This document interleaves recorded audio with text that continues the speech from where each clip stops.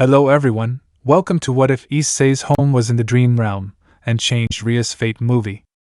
Before we start, please go support Horakani for writing that awesome fanfic. This is the translated version I made. There will be some mistake in character's gender, but of course Issei is a male. Chapter 1: A young boy in a yukata. In the city of Kuho, the day of the most popular girl in her high school was almost over. All that remained was an exhausting afternoon with her family, whom she hated so much. She wanted to arrive and just lie down in her bed to wait for the same monotony as always the next day. This girl was Rias Gremory, a beautiful young woman, with crimson hair like blood itself and a personality that any man would fall in love with. That was at least her profile to the public. But in reality she was an ordinary young woman who had problems with her family, tired of being under pressure from her parents to have everything perfect, to have the surname, Gremory, at the top as they thought. Her place in the world. But leaving that topic aside for now, Rias walked along the sidewalk while keeping her head down, her gaze lost in endless thoughts. He arrived at the doors of his mansion, who only deigned to pass through the gigantic doors, while he wanted to avoid meeting his unbearable family, but unfortunately it was not so.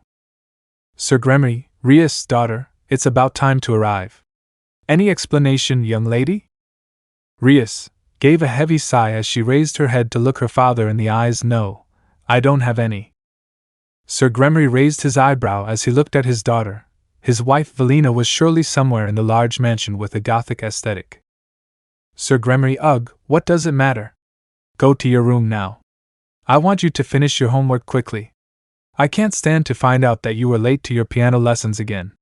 You won't make us look ridiculous like your older brother did. Those words entered Rias's ear in one of her ears and came out the other in seconds. Sir Gremory walked into the distance while the young redhead went to her room, walking up the long stairs and through even longer hallways, lit by dim spotlights hiding some of the photos and paintings where she appeared with her family. He arrived at his room, who entered and then locked his door, threw his backpack on one of the armchairs in his luxurious room, fell face down on his bed, crawling on the black and red sheets to hide his face in the soft pillow. Rias, another tiring day over.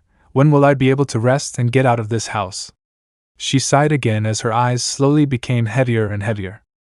The sound of the old clock in his room, the tick-tock, ringing every second, he closed his eyes with each beat of the clock. In the end he took one last look at his room before entering the world of dreams, hoping to finally rest, at least a little.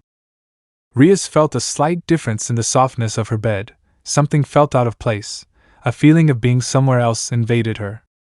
Rias, slowly she opened her eyes, getting used to the light. While she stretched her arms and legs, she sat on her bed. Rias, huh? With her eyes already open and a sleepy face, she noticed that she wasn't in her room, sitting on a futon, while around her was a room with a traditional Japanese style. The redhead jumped up from the futon, looking from side to side at the place where she was, her mind a sea of unknowns about how she got there and who took her there. Rias, what is this place? She approached one of the sliding doors in the room, and upon opening it she found a small garden. That garden had a small pond of water in which there were some ornaments like a water mill, surrounded by bamboo, rocks and some gravel that adorned a path. In that body of water lived a red and green koi fish. He looked back at the room, looked at another door which he opened, and found himself in a hallway with a wooden floor. The smell of tea flooded his nostrils. Rias, hello, is anyone there? Silence reigned in the seconds after she asked that question. I walked slowly down the wooden hallway. The house was somewhat large and had a traditional aesthetic. I came to a room filled with spices, spoons, and various kitchen supplies. She continued walking through the house until she came out to the back garden. In that garden she met a young brown-haired man, wearing a black yukata even though she could only see his back. Next to him was a small wooden table which had a teapot and a glass. Rias tensed a little, and after a few seconds she gathered the courage to ask. Rias, excuse me, do you know where we are? The young brown-haired man looked at the young woman out of the corner of his eye, and took a small glass of tea from the table next to him, taking a sip before formulating the following answer. Issei, in my house, of course. He turned around, showing his face to Rias, who simply stayed where she was watching the young man. Rias, hey, excuse me if I bothered you, but I woke up in one of your rooms. But who are you? She took a few steps in the direction of the brunette. Issei, the owner of this house. But if you mean by my name, he stood up, putting his hands into his yukata, and with some wooden sandals he showed that he was a little taller than Rias. Hyoto. Issei, a pleasure, are you? Rias, hello Hyoto, sorry for not introducing myself earlier. I'm Rias. I swallow a little saliva and sigh heavily. Rias Gremory. Issei, nice to meet you, you must be the one they told me was coming. Rias, wait a minute, so where are we? Issei, in dreams of course, you fell asleep and came here, it's not obvious. Walk to his house passing by Rias. Rias, what do you mean in dreams? She began to follow him. Issei, yes, those of my kind are in charge of brightening the lives of people like you, Miss Gremory. Rias, your kind? Brightening the lives of people like me, what's all this about? She kept walking beside the young man. Issei, you do ask questions, but well, you'll wake up soon, so we'll see each other next time you sleep. Rias, wait a minute, just a bright light surrounded Rias's body, and in a few moments she disappeared from Issei's sight. Issei, I knew that sooner or later I would have to live this, maybe I should feed Drake. Rias woke up suddenly in her bed while breathing heavily, looking everywhere for the young man, but she only saw her room. Rias, it was probably a dream, and that was it. He looked at the awakened person, seeing that it was 8:53 p.m. Damn, he was late.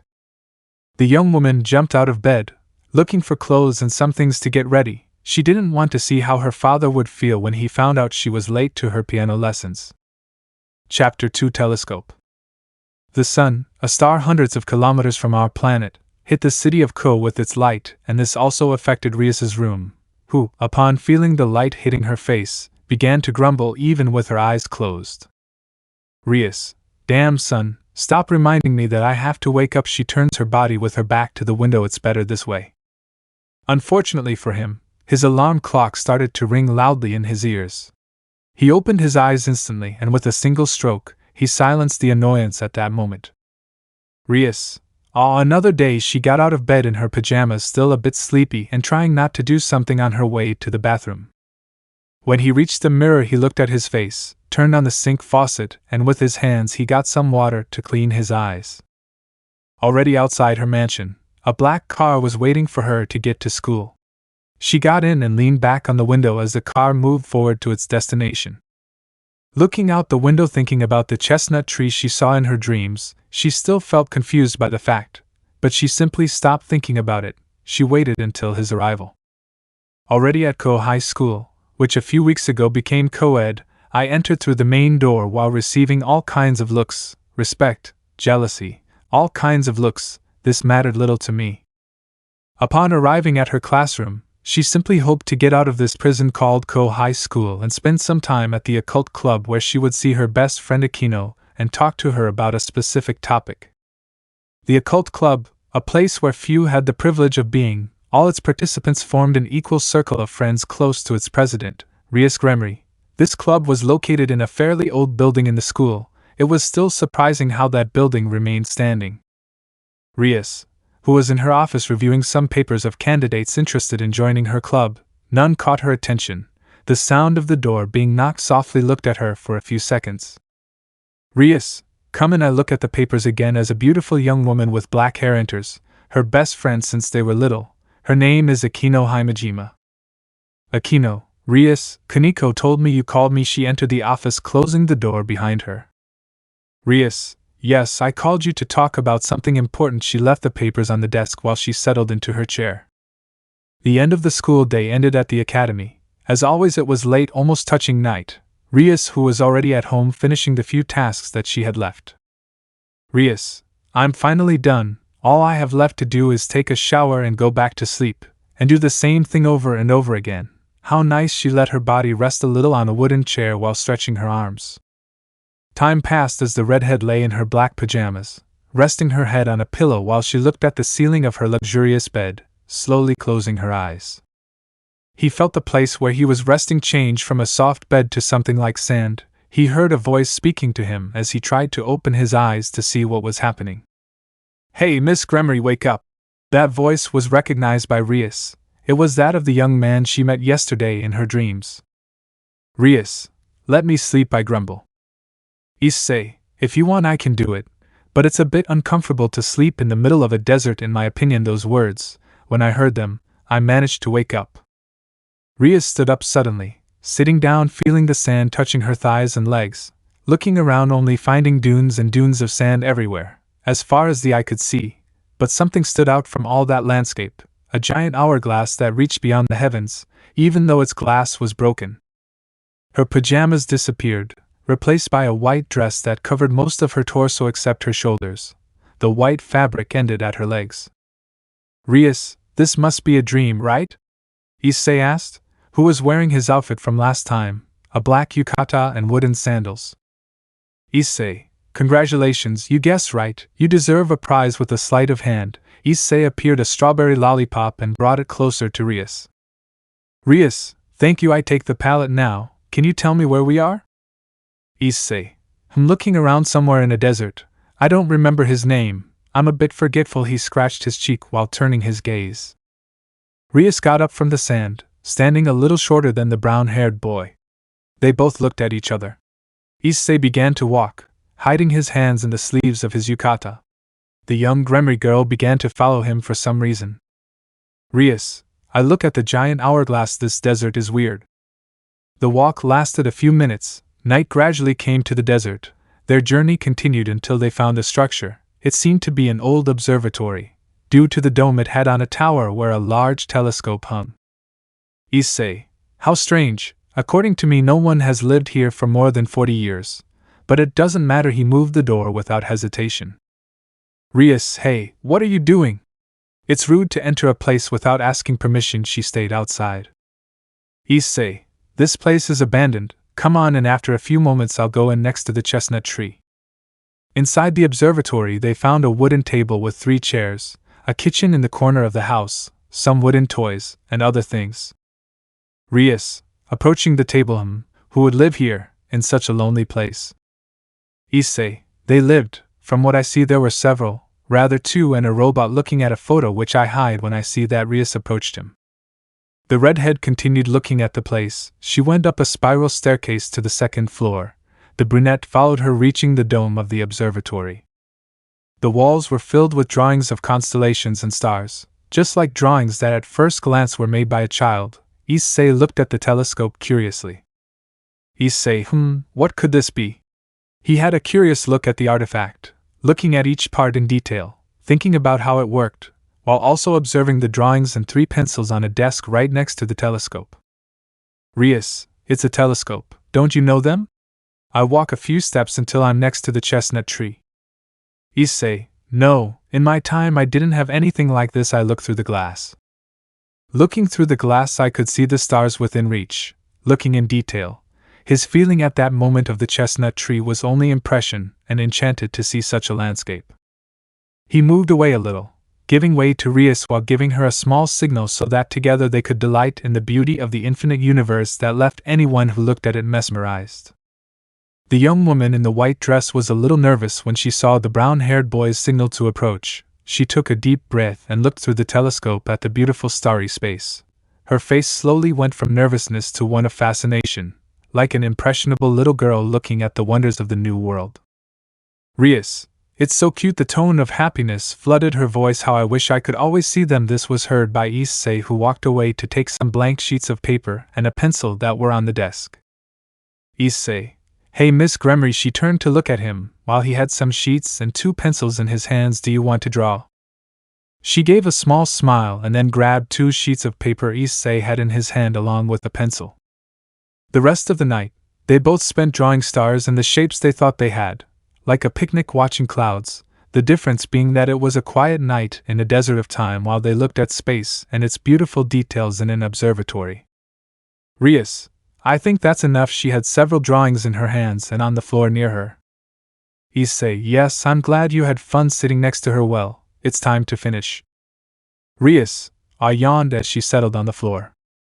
Issei, sleep Miss Gremory, rest. The young woman lay down on the floor while being watched by the brown-haired man. La Gremory woke up in her room with her pajamas on. Lying in bed she turned her head to one side looking at her alarm clock which, on top of it, had drawings of constellations. Rias, Maybe it's not a dream. Sitting on her bed holding the drawings she found in her hands, they were the same ones she drew in her dreams. Chapter 3 Toy Store. Rias Gremory, in her office at the occult club, looked at the sheets of paper in her hands. They were the drawings that appeared next to her bed. She remembers the dream she had yesterday about the hourglass desert and the chestnut tree that recently appeared while she was sleeping. The drawings of the constellations engraved on the paper, which she herself drew in the abandoned observatory with Issei, had all her attention. How was it possible that something she herself made in a dream appeared next to her when she woke up? It didn't make sense to her. She didn't know anything about the subject. She only knew the name of the boy who was with her in her dreams, but nothing more. She didn't have more time to think since the sound of the knock on the door brought her out of her thoughts. Rias, come in. She grabbed the sheets to put them in a drawer in her desk. Just as she was closing it, a short girl with white hair came in. Kaneko, I wanted to talk to you about something. She closed the door behind her as she entered. Rias, sure, tell me what you want to talk about. She rested her hands on the desk. Kaneko, is what Akeno told me true?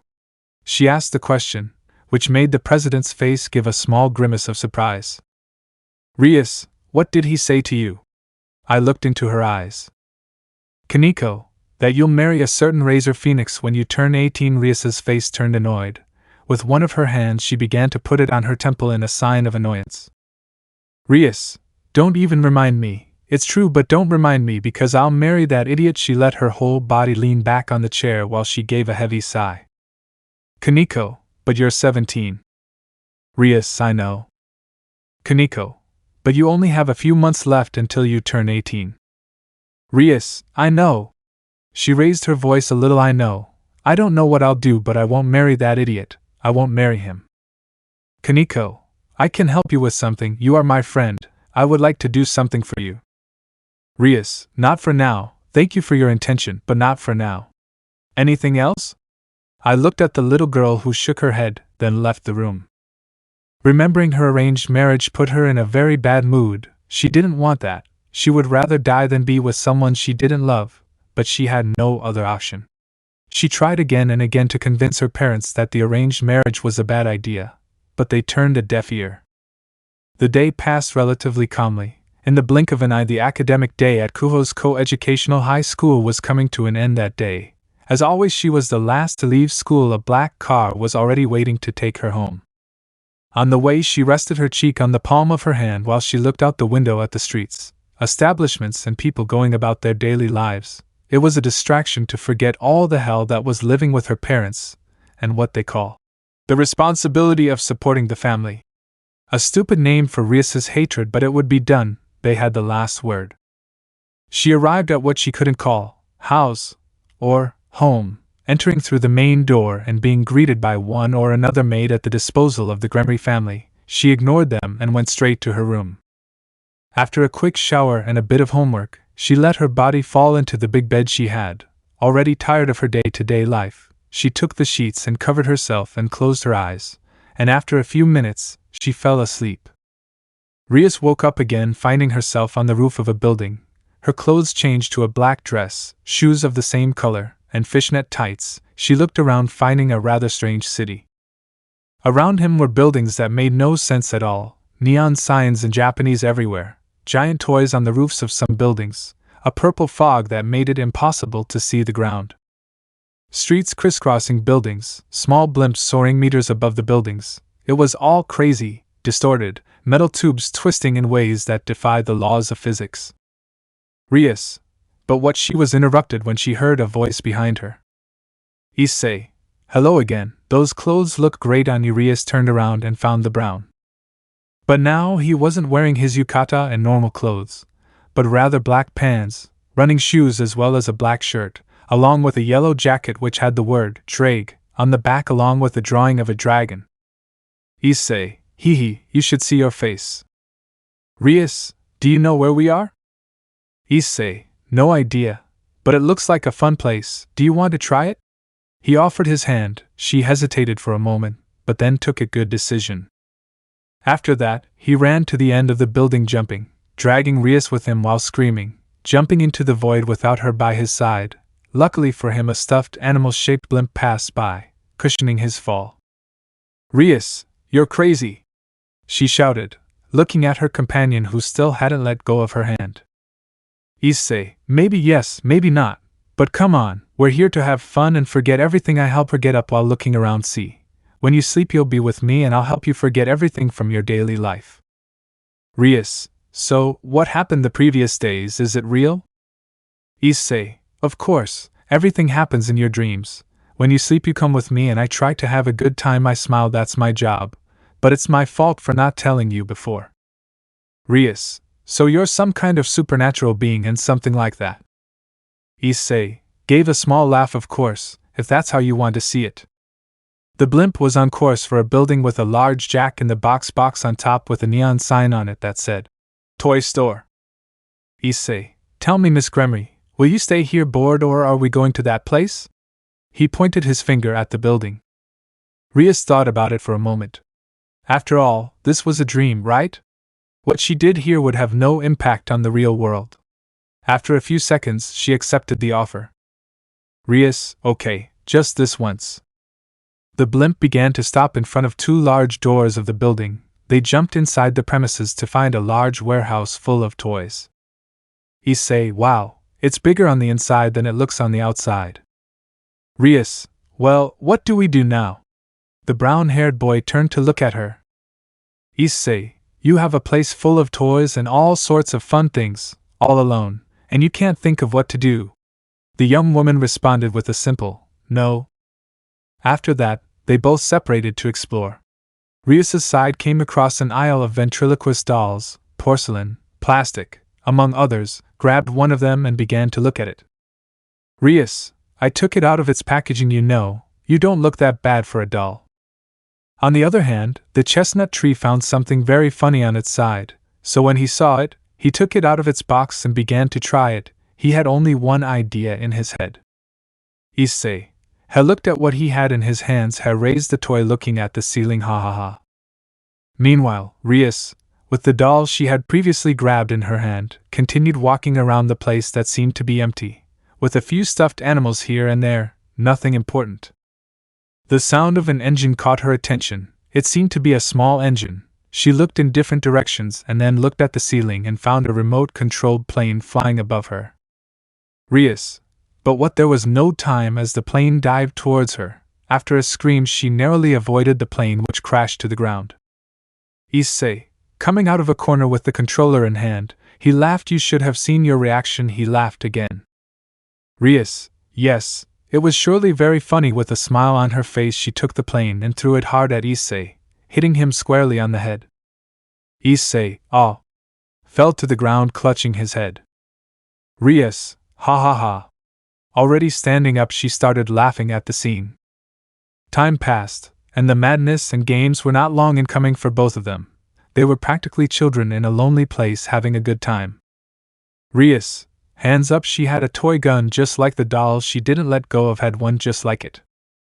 Issei, I give up, he raised his hands, dropping a bag containing fake money. Rias, you won't get away with it this time. I pulled the trigger next to her wrist. Piu. We move on to another scene where we see both of them in front of a somewhat large children's toy car. Rias was the one who got in it while Issei took control. Issei, where am I taking her?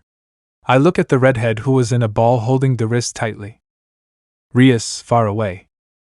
Upon hearing this, the brunette accelerated with the control in hand, watching as the redhead moved away down the corridor above the car, which shortly after crashing into a net of balls, an anime-style drop came out of her neck upon seeing the scene. Time passed faster than they expected. Now they were in a camping tent that they found through one of their crazy ideas in the warehouse. Inside the tent were both of them and several stuffed animals as pillows along with sheets, adding comfort as well as a flashlight to light up the place. Issei, tell me, how does it feel to be a child again? Lying down he turned to look at her. Rias, it was fine. She was still lying down with the doll on her chest. Issei, I'm glad to hear it, since this will be repeated. Rias, really? I look at him with stars in my eyes. Issei, he laughed. Your face. He turned to face her. But yes, every time you sleep you will come with me and we will have a good time. that way you will forget about everything. She responded with a smile on her face. Apparently sleeping would be more fun than she thought. Her eyelids began to feel heavy. Rias, thank you, I speak with a somewhat tired tone. Issei, you're welcome, he continued, looking at her. Now sleep. The young Gremory fell asleep seconds later. The brown-haired boy only saw her so calm that he let her rest. After all, he would see her again tomorrow. Chapter 4: Sea of Glasses. As usual, the young Gremory woke up from her dream in her bed. After all, she had fallen asleep, but something was missing in her room. She felt something touching her cheek. It was cold and smooth. When she opened her eyes and turned to see what it was, she found the doll from her dream, still looking at her next to her. She sat up in bed to take it in her hands and look at it in detail. Rias, hello little one, how did you get here? As he grabbed her, the doll turned her head to look in one direction. Her new owner turned in the same direction. She found the black dress like the shoes she wore in the dream in that strange city with Issei. It was hanging on a clothes hook. Getting out of bed still in her pajamas and doll in hand, she touched the fabric of the dress. Rias, I still don't understand how this could appear in my room. I look at the time to sigh. The minutes passed and Rias did what she did every morning, on her way to high school, looking through the tinted windows of the car at the streets like establishments on her way, wondering if it really wasn't some kind of system on the part of her brain to keep her happy with those strange dreams about a young brunette. From arriving at a large traditional Japanese house, passing through a desert of hourglasses to the last one, which was a very distorted city, and ending with spending time in that toy store where she got the doll that was left in her room. Those dreams were strange. More than the person who accompanied her in them was that brown-haired boy called Issei. She finally arrived at high school. Getting out of the black car as usual, she always caught the attention of boys and girls alike. The looks were the same as always: lust, jealousy, admiration of all kinds. She even noticed which look came from whom. She knew she was attractive because of her body and the hair that caught anyone's attention, especially knowing that the scarlet red was natural and not painted. What does it matter? She headed to her classroom expecting the same routine: classes, occult club, return by car, get to her home, see her hateful parents, finish homework and sleep. With bad or good luck she would meet Issei. While she stared at the blackboard, attentive to the same boring chemistry class about the types of substances and so on, writing down everything that seemed important to her or even that could be of use to her. A loud bang would snap her out of her boredom, and she, her classmate, and the teacher would get up from their seats, looking out the window of the building at a large column of smoke coming from one of the buildings. Rias, who was now in her car on her way back to the Gremory house, would say that a chemical experiment would leave Koho High School in serious trouble. Rias, suspension of activities until further notice, he said while looking at his cell phone reading the statement he uploaded. What I was missing. The black car parked in front of the Gremory mansion. He got out and entered the building. Passing the maids going up the stairs, he wanted to do one thing or another during this time of suspension of activities in Koho. The sound of rain echoed in the redhead's ears. She tried to open her eyes slowly until she heard a voice. Issei, really? You fell asleep just by lying down in your bed? He gave a small laugh. She opened her eyes abruptly, looking at the brown-haired man who was sitting on the wing, who this time was wearing his black yukata and traditional sandals, so as she looked around she found herself in what seemed to be a strange place. He looked ahead, finding himself in a huge place, where his entire vision was filled with large plants that looked like cups of gold and silver, like those in old pirate stories. At the top they were filled with water that sometimes overflowed like waterfalls, ending in other cups, and so on. Apparently there was a constant cycle of rain in the area, due to the waves of drops falling into the water in those cups. Rias, and this place, where are we? I look at Issei. Issei, I present to you. He stood up while giving her his hand so she could stand up. She accepted his hand. A place I like to call the Sea of Cups. The Gremory looked at her clothing, finding her Koho High School uniform. She turned her gaze to Issei and he did the same, looking into her eyes. Issei, you know, I had an idea. He snapped his fingers to change his clothes to the high school uniform but male.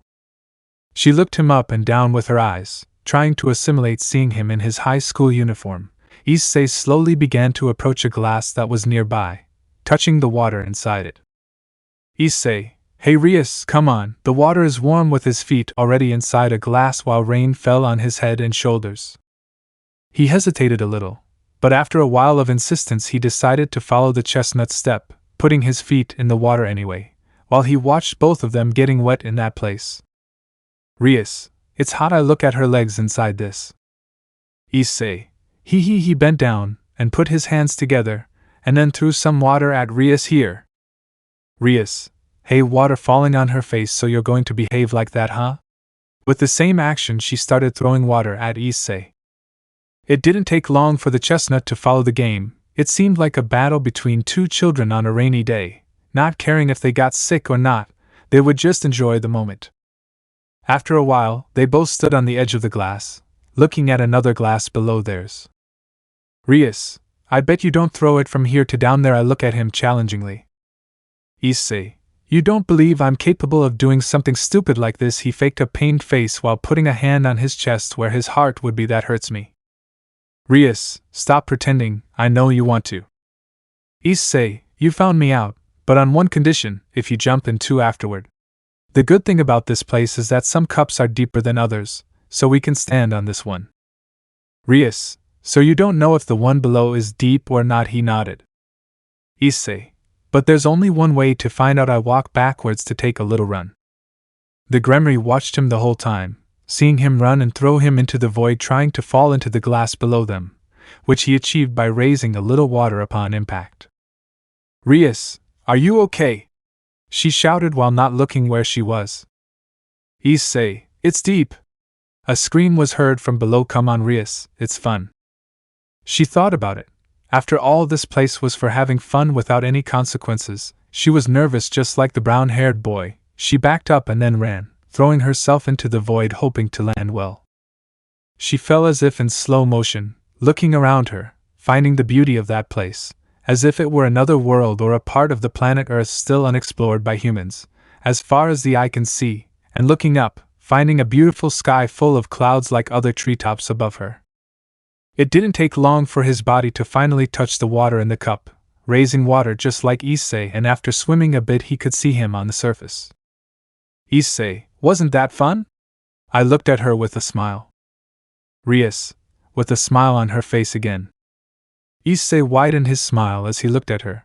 Apparently his idea paid off. Now all that was left was to have a little fun. Both of them now swimming and jumping through the treetops, through that extraordinarily beautiful yet strange place where sometimes the laws of physics didn't apply, watching how sometimes the raindrops stopped in the air, only to continue falling normally. Jumping from glass to glass, feeling the warm water wash over their entire bodies in a relaxing way, swimming and throwing water at each other, competing to see who would kick up the most water when they landed. Rias, I propose something to you, from here, pointing to the place where she was standing, to there, pointing to a glass that was quite low. Issei, what do you propose? Standing next to her. Rias, we jump, whoever raises the most water when falling wins. Issei, I already lost looking at the place where she pointed. Rias, are you calling me fat? She looked at him with a serious face. Issei, In the end, the brunette won the challenge, not on his own of course. With the help of a little push from the redhead, he managed to lift more water than her, although that is debatable. Now with their clothes completely wet, they sat on the shore, laughing and looking at each other, smiling. Rias, it was fun. She placed her hand near the brown-haired boy's. Issei, it will always be like this. You will sleep and have fun with me. I raised my voice like my arms. I think what I said can be misunderstood.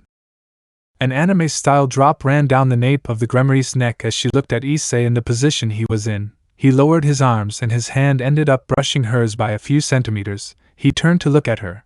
Both of them looked at each other for several seconds in a silence that wasn't uncomfortable. It was a strange silence, which was soon broken by Issei, who turned to the other side blushing. Rias, is something wrong? Issei, well, he made a sign which pointed to his chest. She looked at her shirt, which was now transparent through the water, revealing a bit of the bra she was wearing. She gave a squeal and then covered herself with her arms, turning her chest elsewhere. Rias, pervert, she said mockingly to a blushing brunette who also had his shirt wet. She looked at the brown-haired man's back, which, because of his shirt, left nothing to the imagination, which made her blush as well. He gave a small laugh when he noticed this.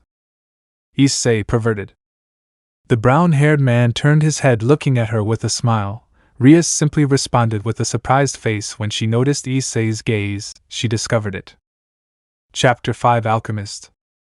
Little by little the sunlight entered through Rias's window, who was still asleep, resting her head on her soft pillows while her face showed absolute peace, as well as happiness. She had fun sleeping. But as everything in this life does not last forever, the sunlight that entered through his window began to hit his eyelids.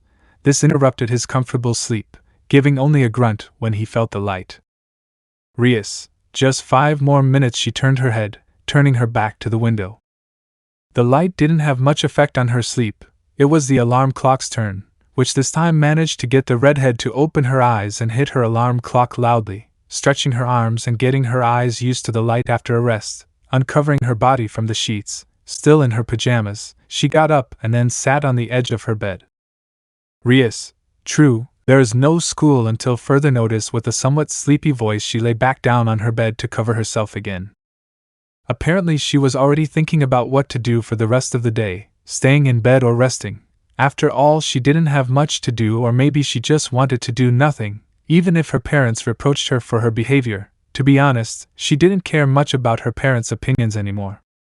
After forcibly engaging her with a person she didn't love, even hated for his way of acting, and seeing that her opinion had no place in her parents thinking about their daughter's happiness as any parent would do, they were more concerned with maintaining the family's status. Nonsense in her words.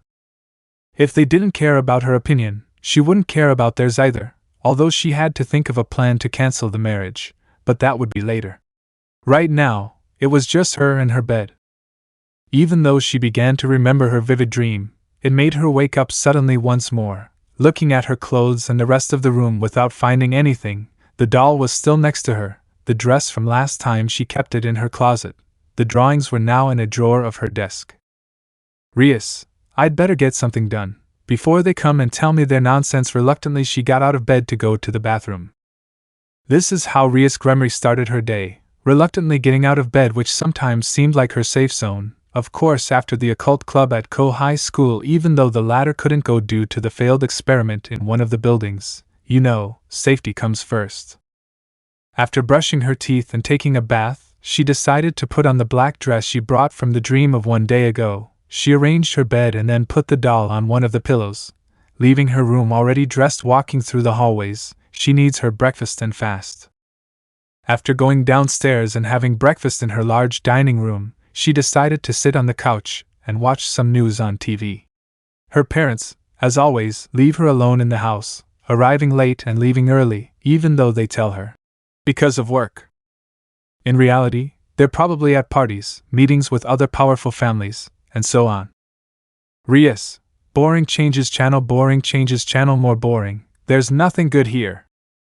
He raised his voice like his arms holding the remote in his hand. He decided to get up from the couch and look everywhere for something to entertain himself.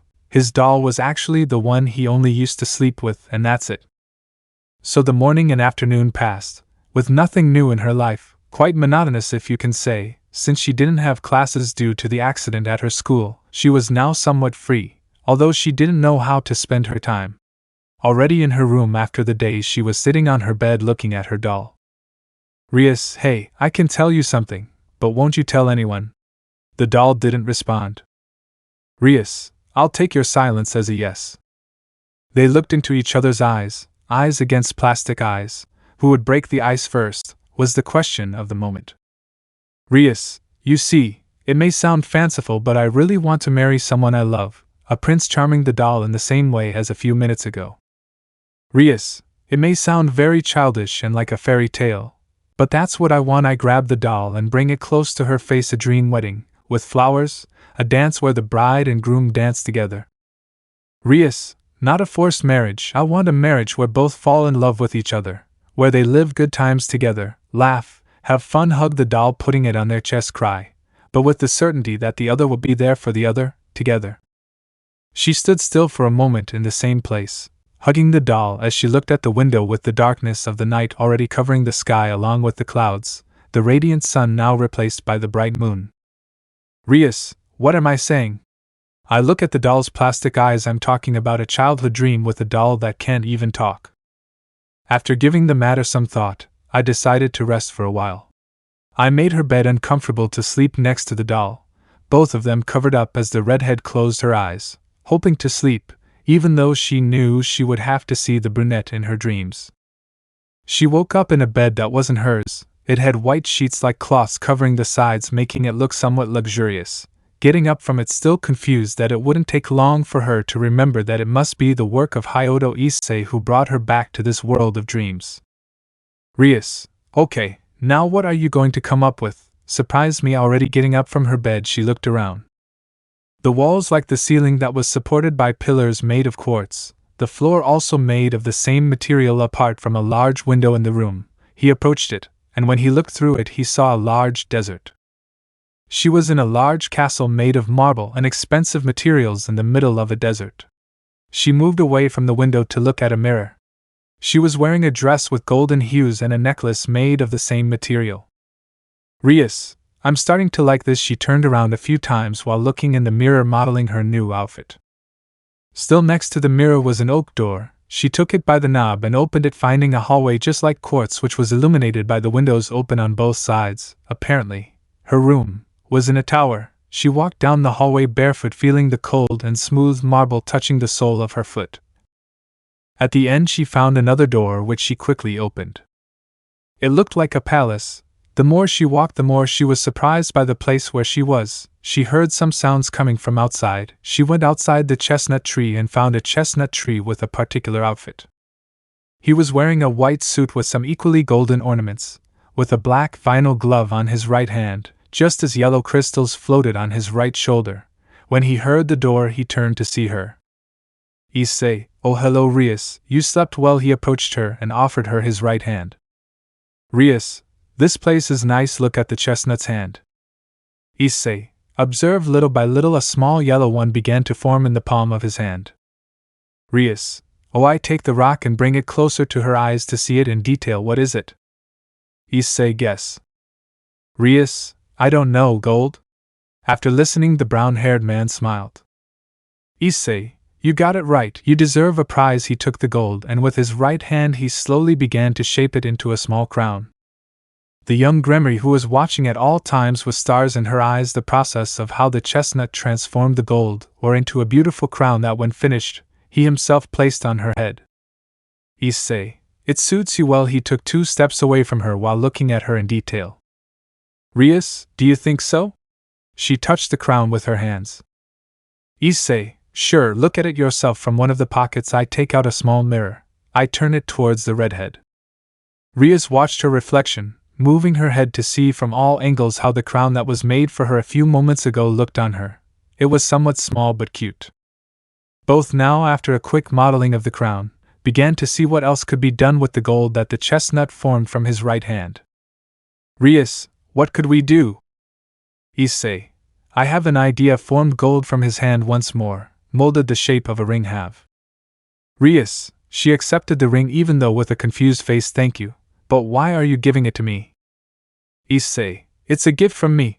I want you to give it to a special person. After all, your happiness is my priority. I give him a small smile. She remained silent for a moment, still holding the ring in the palm of her hand. The answer the brunette gave her left her speechless. He had just given her a gold ring and then said those words to her. Her mind was now a sea of questions. She knew that these places she visited while she slept were the work of the young man in front of her, that the only reason she was here was so that she would forget for a few moments the life she had in the real world.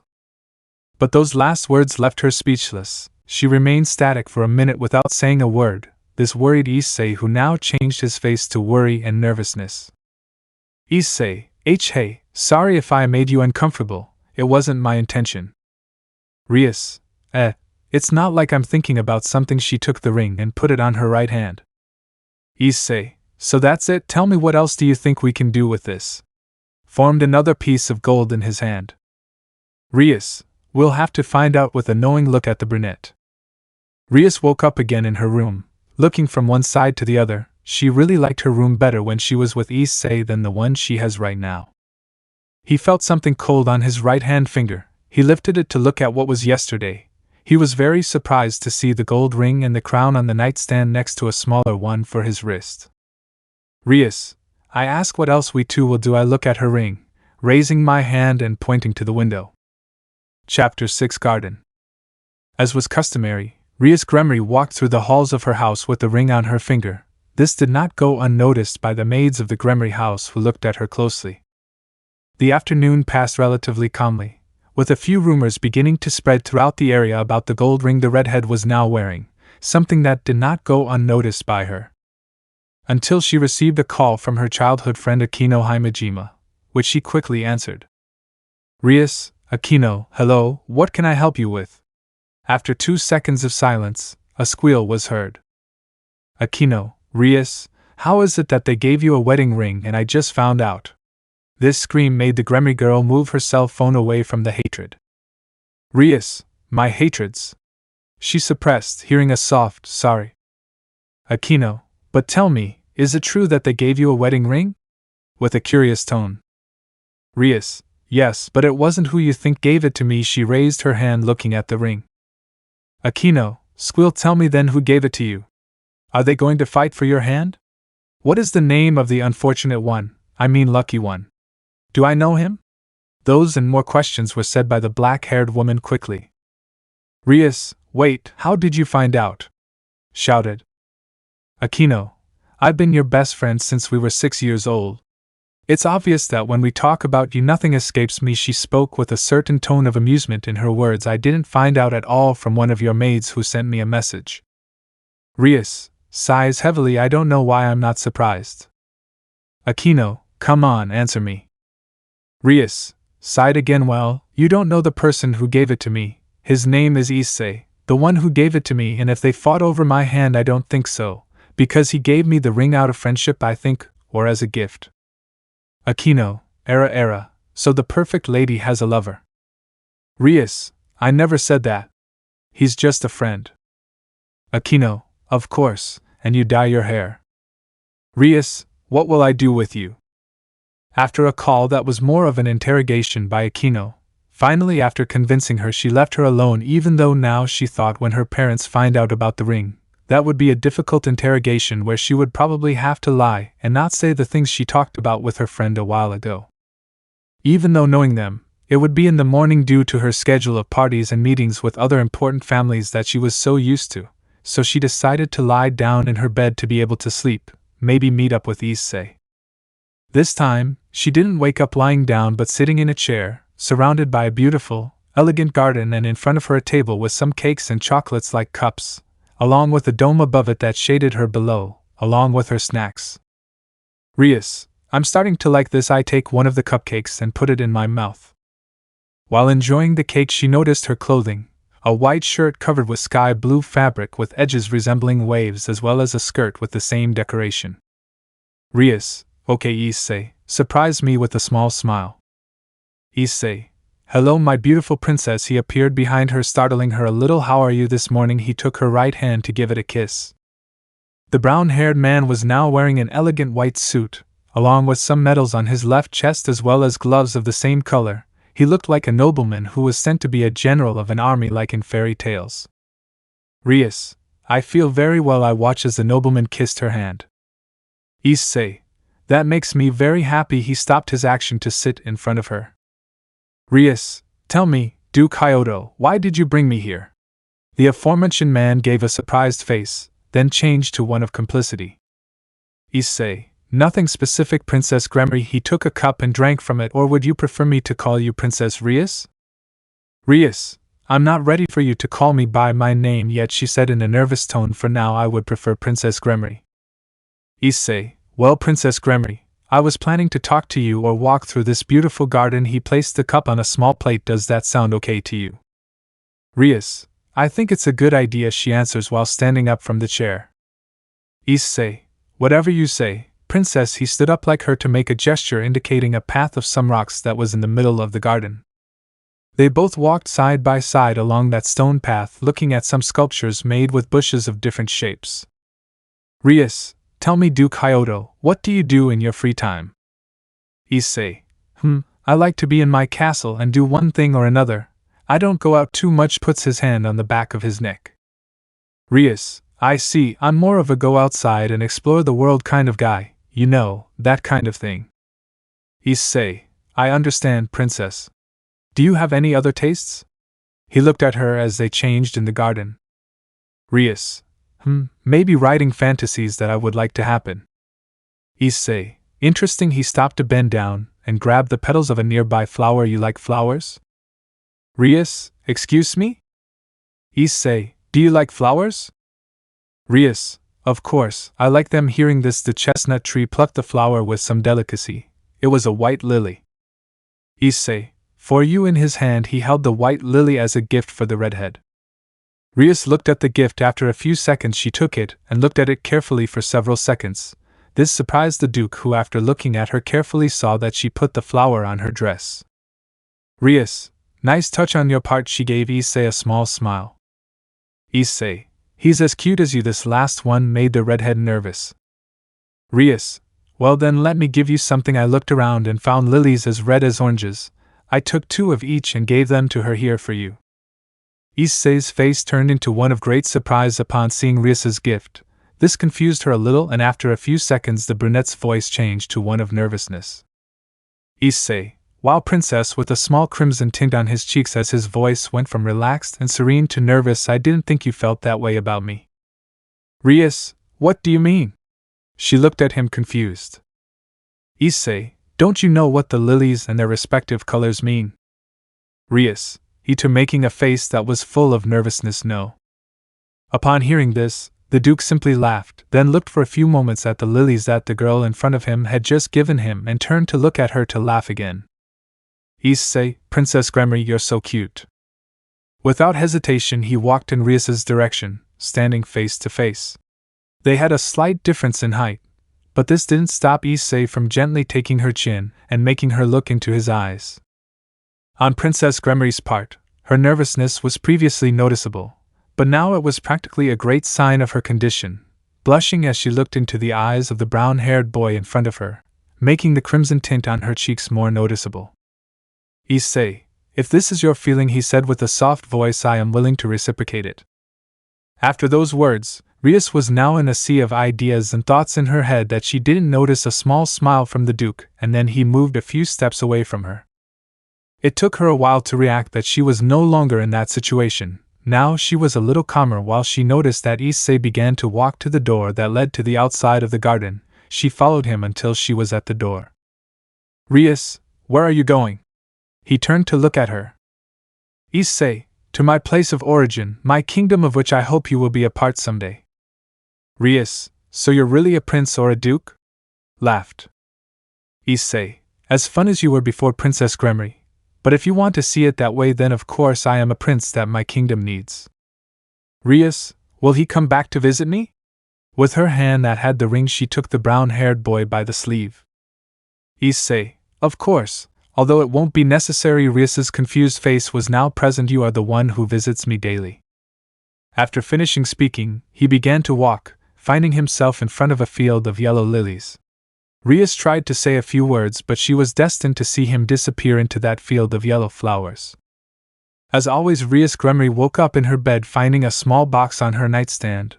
Her doll was in a position that seemed to open it. This caught her curiosity.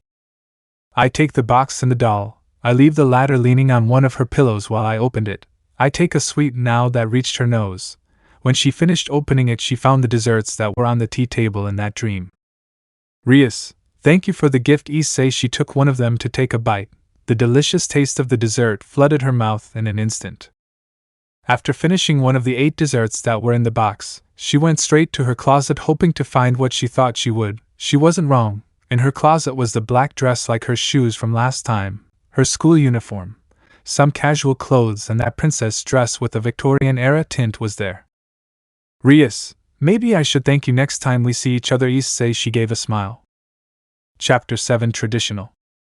The beautiful city of Kuho, a place full of wonders wherever you look, was the place where a beautiful red-haired girl named Rias Gremory lives, who now sits at a large table in front of her parents, with her doll in her right hand and the ring still on her hand. The situations were more than anything strange for her. Minutes of silence filled the room as both Rias Gremory and Rias Gremory looked at her from head to toe, looking at her new style. But the man of the Gremory house caught her attention, the ring she was wearing. Rias, tell me, daughter, that ring you have was given to you by young Phoenix, right? Rias, this ring? She raised her hand where it was. No, he didn't give it to me, I bought it. Venelana, what a shame, I thought you were finally accepting your engagement to your fiancé. Rias, what? The look of confusion said it all. No, I will never accept my engagement. I told you many times I don't love him. Rias, tired sighed, daughter, we've talked about this many times and the decision has been made. When you come of age and graduate from Ko High School you will marry Razor. I look at his wife. Venelana, look, daughter, it's not as bad as you think. Believe me, you'll enjoy your wedding. Along the way I touched the young redhead's shoulder and the latter turned to look at her. Rias, but she was interrupted by Lord Gremory. Rias, but nothing, at least all the new things you have in your room are gifts from him, right? Rias, you came into my room. She raised her voice as she stood up from the chair. Venelana, we heard rumors that you were with someone and that guy gave you everything from your room, the dresses, that box of desserts that by the way are very good. Rias turned to look at her, that ring and the doll you have now. Rias, did you think Razor gave me all that? Now her tone of voice was louder than the last time. Rias, you don't need to shout, daughter, but if it wasn't him, who was it? Rias, she thought about it for a moment for an answer. I bought those things with Akeno. You already know her. We have been friends since we were girls, and after the incident in high school, we went out together to hang out. Venelana, well, if you say so, then those rumors were false. Rias, if they were false, now excuse me, I have to go do some things. She walked away from her mother and the table in my room. She left the room while silence filled the room again. Rias, you know, I don't believe him at all. He's hiding something. Venelana, honey, do you distrust your own daughter? I didn't know that about you. Rias, a little, if it wasn't the son of the Phoenix who gave them to her, nor do I think it was with that girl since she hasn't left the house either, then she's surely hiding something from us. Venelana, like a lover, those words echoed in both of their heads. Now that I think about it, it could be that. She was in her bed, sitting looking at the dolls she had in her hands, thinking nothing. She was silent. The situation of her arranged engagement had her crazy. She hated that Razor Phoenix for his way of acting and everything else. His egocentrism among other things disgusted her. She simply didn't feel ready to get married, especially with someone she didn't love. She wanted to achieve the goals she set for herself since she was little, and when she felt ready, she could have a loving relationship with someone she loved. She still had to find a way to break the engagement, but that would be later. She turned to look at her alarm clock marking 11:27 at night. It was incredible how fast the days passed sometimes. Lying down with the doll in a hug, resting her head on the soft white pillow to close her eyes. She placed a hand on her forehead and hair, touching her. She felt like she was now lying on grass, so with the desire to see what Issei prepared for her, she decided to open her eyes, looking at a brown-haired man with a black yukata, the same one she had when she met him. The clothing was the same. Issei, you finally wake up, I was starting to get worried. The young man in yukata moved away a little, stopping, touching the redhead's forehead. The latter, getting used to her sight, sat down on the green grass where they were, looking at her clothing. She now had a yukata, but instead of black, it was red, just like her hair, with a decoration that resembled finely embroidered orange threads. Rias, you just said that I worry you. How sweet. Issei didn't say anything to those words. He stood up and gave her his hand to help her too, which she accepted. Issei, well, leaving that aside, I wanted you to visit me at my humble home. He began walking along a small dirt road, which the redhead followed him. Rias, hey, I wanted to tell you something. Issei stopped instantly and turned to look at her. Issei, sure, tell me, I'm all ears. Rias, I wanted to thank you for the gifts you gave me. She smiled. I like them a lot. Issei, I'm glad you like the gifts. Rias, do you think I can do something for you, for the gifts you give me? Issei, they are called gifts for a reason. You don't need to do anything, don't worry, I'll give them to you because I like doing it. They continued their walk along the dirt road until they found a large white wall and an adobe gate. Issei quickly opened that door, entering a beautiful garden, full of bamboo, other plants and some trees. Among them now that dirt path was replaced by a stone one. Both entered the beautiful garden, closing the door behind them. Now both entering the large chestnut house with its feudal Japanese-style infrastructure, with a wooden walkway like the rooms, they reached a part that overlooked a small pond. Rias, what are we doing here? I looked for a moment at the brown-haired boy who had his eyes fixed on the pond. Issei, as it will be common for us to see each other, I wanted to introduce you to my pet. A few moments he showed a red koi fish in the water. His name is Drake. He does absolutely nothing but I still love him. Rias, Drake, strange name for a fish. Issei, yes I know, it was that or Albion, but when I said it, Drake went crazy and started throwing water at me. Rias, what does it feed on? Issei, of everything in the pond, he is omnivorous, so in a way he gets his food where he lives. Rias, hello Drake. She bent down to take a closer look at the pond where the fish was swimming peacefully. In response, Drake approached the part where Rias was as if he was looking at her or calling her attention. After a few moments, he moved away again. Issei, he'll get used to you, calm down. Rias, tell me what we'll do this time. She stood up, standing face to face with the brunette. Issei, I know. I enter the house again. Wait for me in the backyard. The redhead was confused by the brunette's words and attitude, so she had no choice but to go to the backyard, and after looking for an exit that led to the backyard, she finally found it. That space of the house was not much. It was just grass as far as the walls reached. There were no trees, bushes or anything that caught the eye. It was just green grass. He sat on the wooden board that served as an exterior corridor to wait for the chestnut tree. I didn't wait long for the chestnut tree to arrive with a small wooden box. He sat next to her, leaving the wooden box aside. Rias, what do you have in that box? Issei, nothing, calm down. Rias, if you say so. Slowly the chestnut opened the wooden box, revealing some fireworks. Rias looked sideways at the chestnut, taking some of the objects inside the box as well as some matches. Issei grabbed the matches and took one out of the box that had an ancient Roman statue like a steam train. Having it in his hand, he began to light it with the attentive gaze of his winged companion at his side. He lit one after several attempts. He grabbed a rocket from the wooden box in his other hand and lit it, instantly throwing it far away. Seconds later this rocket exploded, giving off a green light. Issei, it was the only thing that came out of his mouth when he launched that rocket. Rias, with stars in her eyes, it's my turn. It's my turn. She grabbed one of the rockets that were in the wooden box just as she took the box of matches. La Central, from Issei's hands. Bring it here. Issei laughed. You just had to ask me. Rias, yes, whatever you say. Like a little girl, she concentrated on lighting what she had in her hands, which she managed to do and quickly threw away.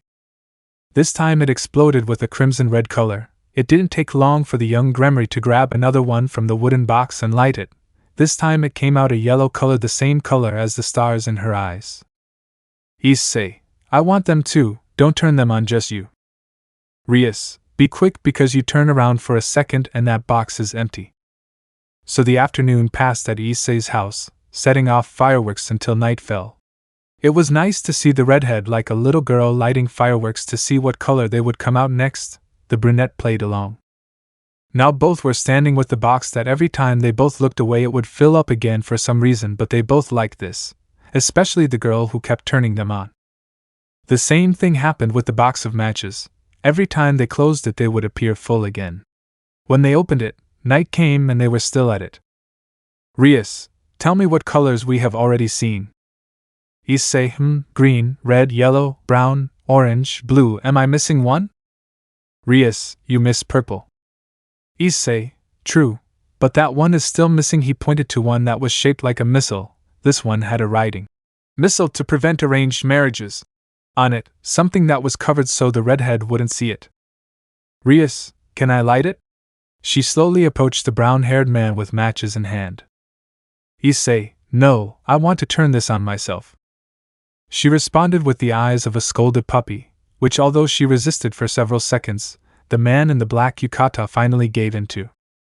Issei, Okay, Rias stopped making that face instantly to shout a yes. But first he turned around and tore off the label to then give it to her. Done, all yours. Rias, thank you. Without hesitation he put it on the ground, pointing at the darkness of the night, lit a match. After lighting it, it took a few seconds to shoot into the sky, both young people being expectant as it released small balls on its way, while the main body rose to the top and exploded in the sky, touching the clouds, leaving a heart shape. A gigantic red heart filled the night sky the instant the rocket exploded. They both looked at the heart, and then turned to look into each other's eyes.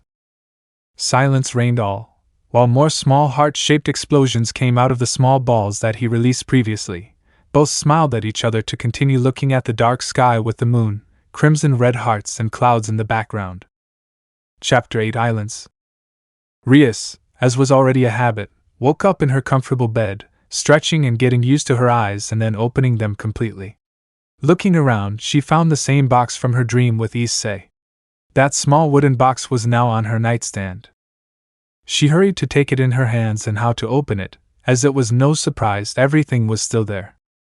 Each rocket launched was there. It was surprising how much space that box had due to how small it was. Perhaps some trick of the chestnut tree. The big rocket was still there, but no longer with that label that the chestnut tree ripped off. Now in its place a small note which said, "This is your gift, use it when you need me and I will be there." Rias, I think I can get used to this. She left the box where it was and started to get up and go to the bathroom. While she was in the bathroom, her cell phone rang with a notification of a new message. She ignored it for now. She was more focused on brushing her teeth and taking a bath than paying attention to what they sent her, among other things. When she got out of the bathroom, she checked her notifications. To her surprise, it was from her friend Akeno, which made her think for a few seconds about what it could be. She looked at the chat she had with her to read 3 messages that made the young Gremory woman sweat anime style. Akeno, hey, vacation is over, we'll return to high school tomorrow.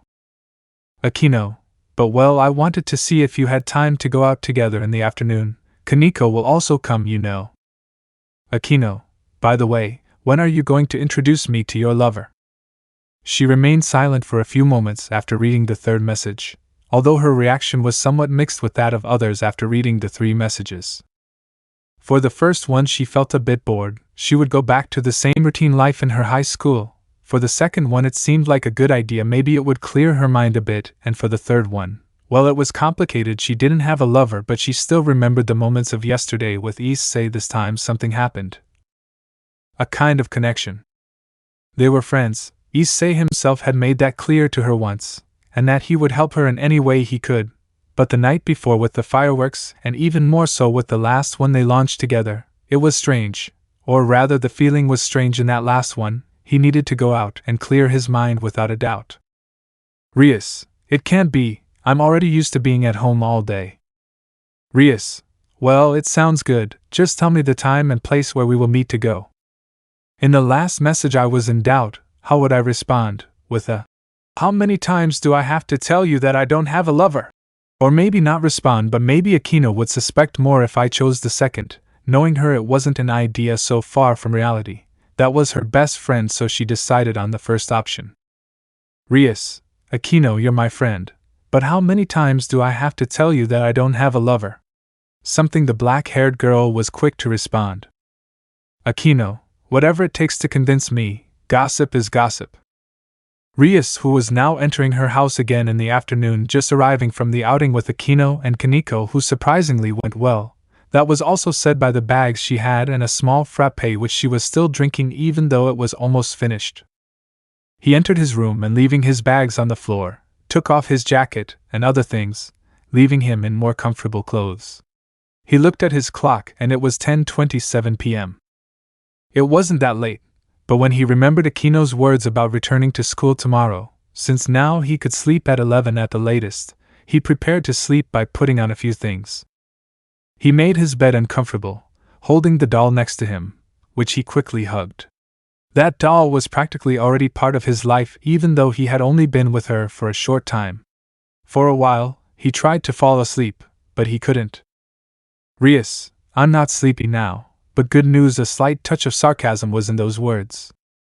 Minutes passed like this, trying again and again to get to sleep, looking at the clock that now read 11:23 p.m.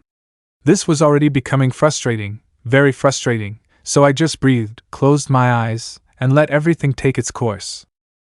The wind from her open window began to blow in her face. She closed her window, so she decided to close her eyes, finding herself again in some place that Issei prepared for her.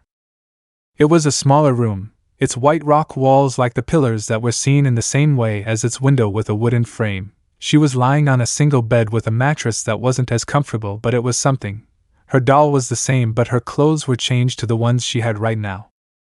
She got up and found herself wearing a simple white dress with a blue ribbon around her waist. She took some shoes, grabbed the doll, and walked out of the hallway with a wooden floor. She was curious what she could find. She went down some stairs that led to the first floor. They had a kitchen, living room, and so on, but they had the same aesthetic as his room. He walked out the main door, finding green grass, windmills, as well as wheat crops among others, but it seems that it had a limit by a fence. He walked up to that fence, and when he looked out he found clouds like a great height from the ground. He could hardly see it. It seems that he was on a floating island. Looking to the other side he found more islands like the one he was on, some larger and others smaller, connected by wooden hanging bridges.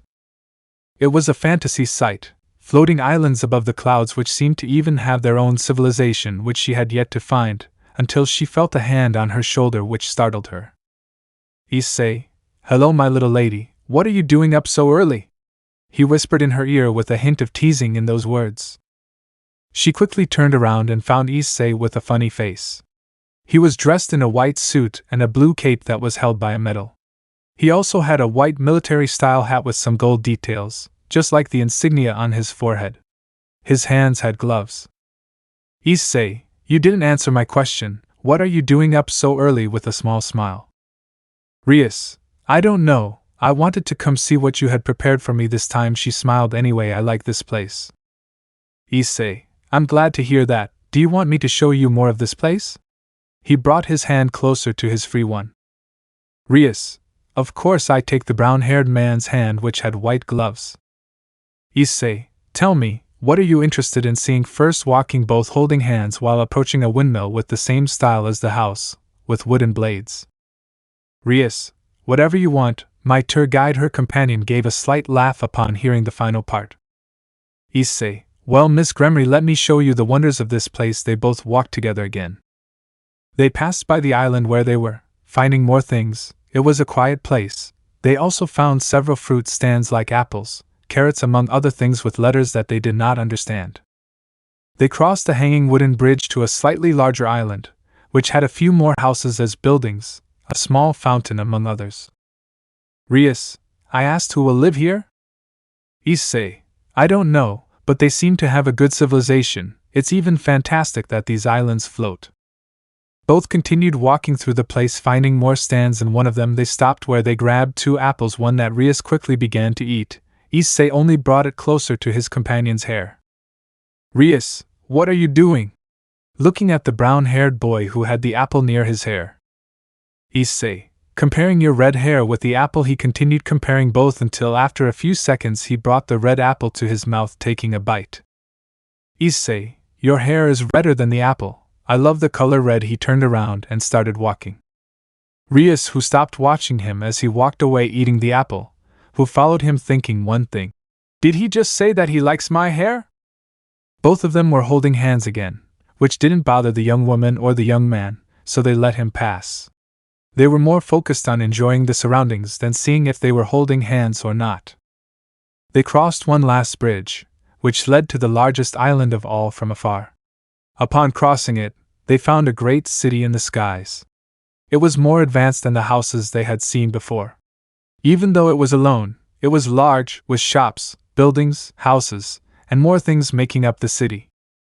Apparently this civilization was smaller than the human one, but they had equal technology. This was thought until they found what looked like a car, but it didn't have wheels. It floated a little on the ground, a futuristic city in every sense. They walked past several shops, trying on different clothes, and restaurants. They decided to sit down in one of the city squares. Issei, stay here, I'll go see what to buy to eat. He walked away while the girls sat in the same place. Rias, don't worry, I'll wait for you here.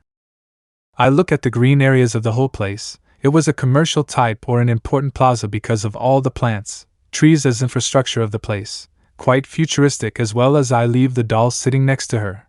I turn to see the brown-haired man who was waiting in line at a store. Rias, Issei, shouted something that the aforementioned heard turning around. Issei, what happened? Turning around. Rias, what are you doing standing in line when there's no one there? Now the boy remained silent for a few moments. Issei, oh yeah, I'm definitely an idiot. The redhead just started laughing as she watched the brunette enter the store to see what they could eat. He came out 2 minutes later with 2 boxes of bags of food as well as a small crown which had the brand name on it. Rias, thanks for the food. Issei, you're welcome. They both started eating. The girl had a happy face on her face, plus how she was dressed like the cardboard crown she had made her look like a little girl eating something delicious for the first time. This amused the brunette, who continued watching her eat with a slight smile, until he asked her, Issei, do you like Miss Gremory? He stopped eating and was embarrassed to see how she was acting. Rias, why yes, looking away embarrassed. Issei, I'm glad you enjoyed being with me, Miss Gremory. Escheries. Issei, huh? They both stared into each other's eyes for a few seconds of silence until the redhead decided to break the silence. Rias, call me Rias. Issei, okay, then you call me Issei. Chapter 9 Rocks. The beautiful sunlight flooded the streets like buildings of Kuho City. The high school of this city resumed its activities the same day. Students both male and female with their characteristic uniforms of the academy entered through the main door, each going to their respective building as a classroom. Rias Gremory, the president of the occult club, plus the most popular and beautiful girl in the school, this said by both male and female students alike. After her was her best friend Akeno Himejima as the second most popular, although many debate this. The young redhead was sitting in her seat in the classroom. Returning to classes was tiring after all. For several days she was quietly at home in her room or going out with her friends, but now that was behind her, she was returning to the monotonous school life. Although at least she could sleep and visit Issei, that brown-haired boy who always had a surprise prepared for her in her dreams. It is fun to think sometimes that he will be waiting for her when she sleeps so she can enter the world where the brown-haired boy was, who on more than one occasion made her laugh as well as smile. She returned her attention to the blackboard that was a meter in front of her while the teacher began to write on it what was pertinent to his subject. Without any other choice, she put those thoughts aside to take her pencil as a pen and began to write the most important notes in the notebook. He still had to be in the occult club after classes, at least for a while. In reality, the occult club was more of a facade where everything supernatural is investigated, like all kinds of magic from dark to ancient. But it was more of a place where his close friends could hang out.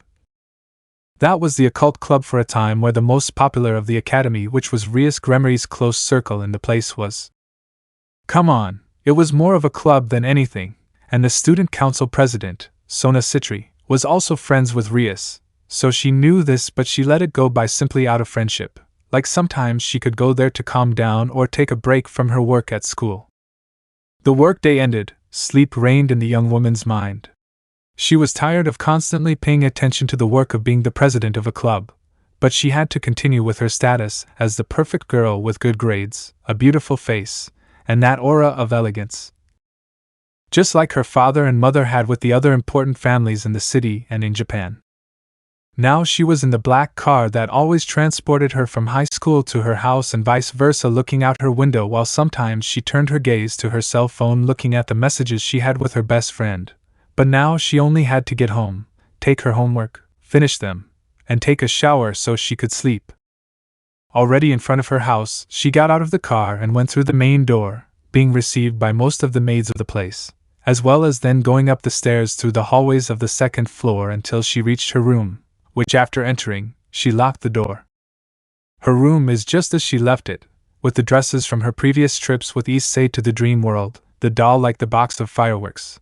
Everything was in its place, nothing changed. She threw her briefcase onto the bed and let herself fall on it while looking at the ceiling, thinking about different things in her life. After several minutes of silence, navigating through her thoughts until she decided to stand up and take out her notebooks like books, She was ready to finish her homework at that moment, and then go have a well-deserved fight with hot or cold water. It doesn't matter anymore.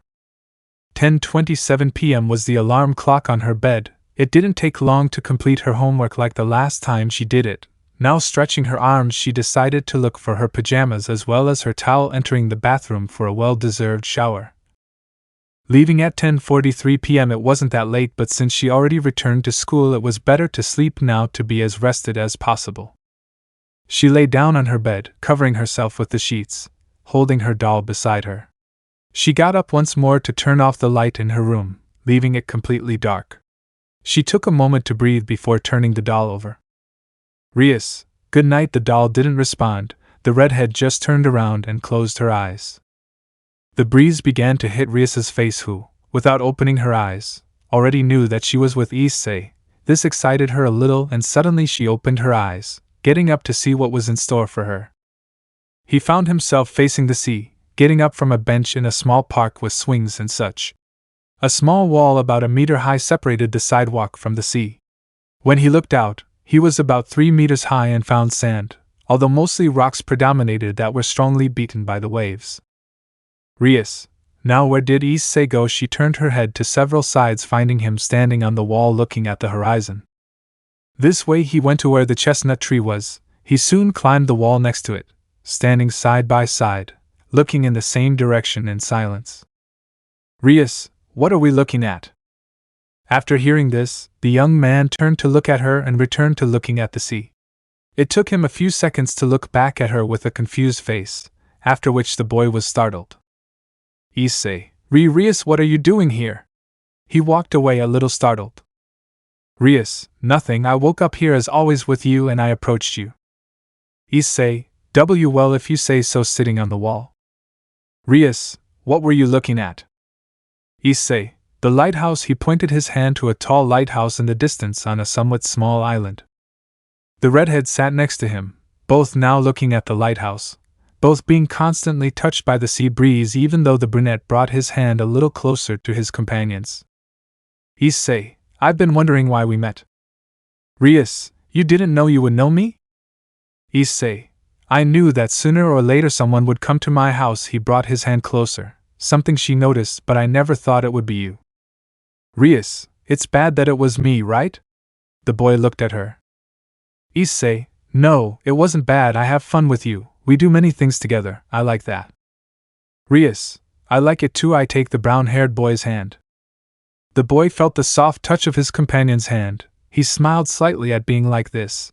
It was a very pleasant feeling to be in this situation with her.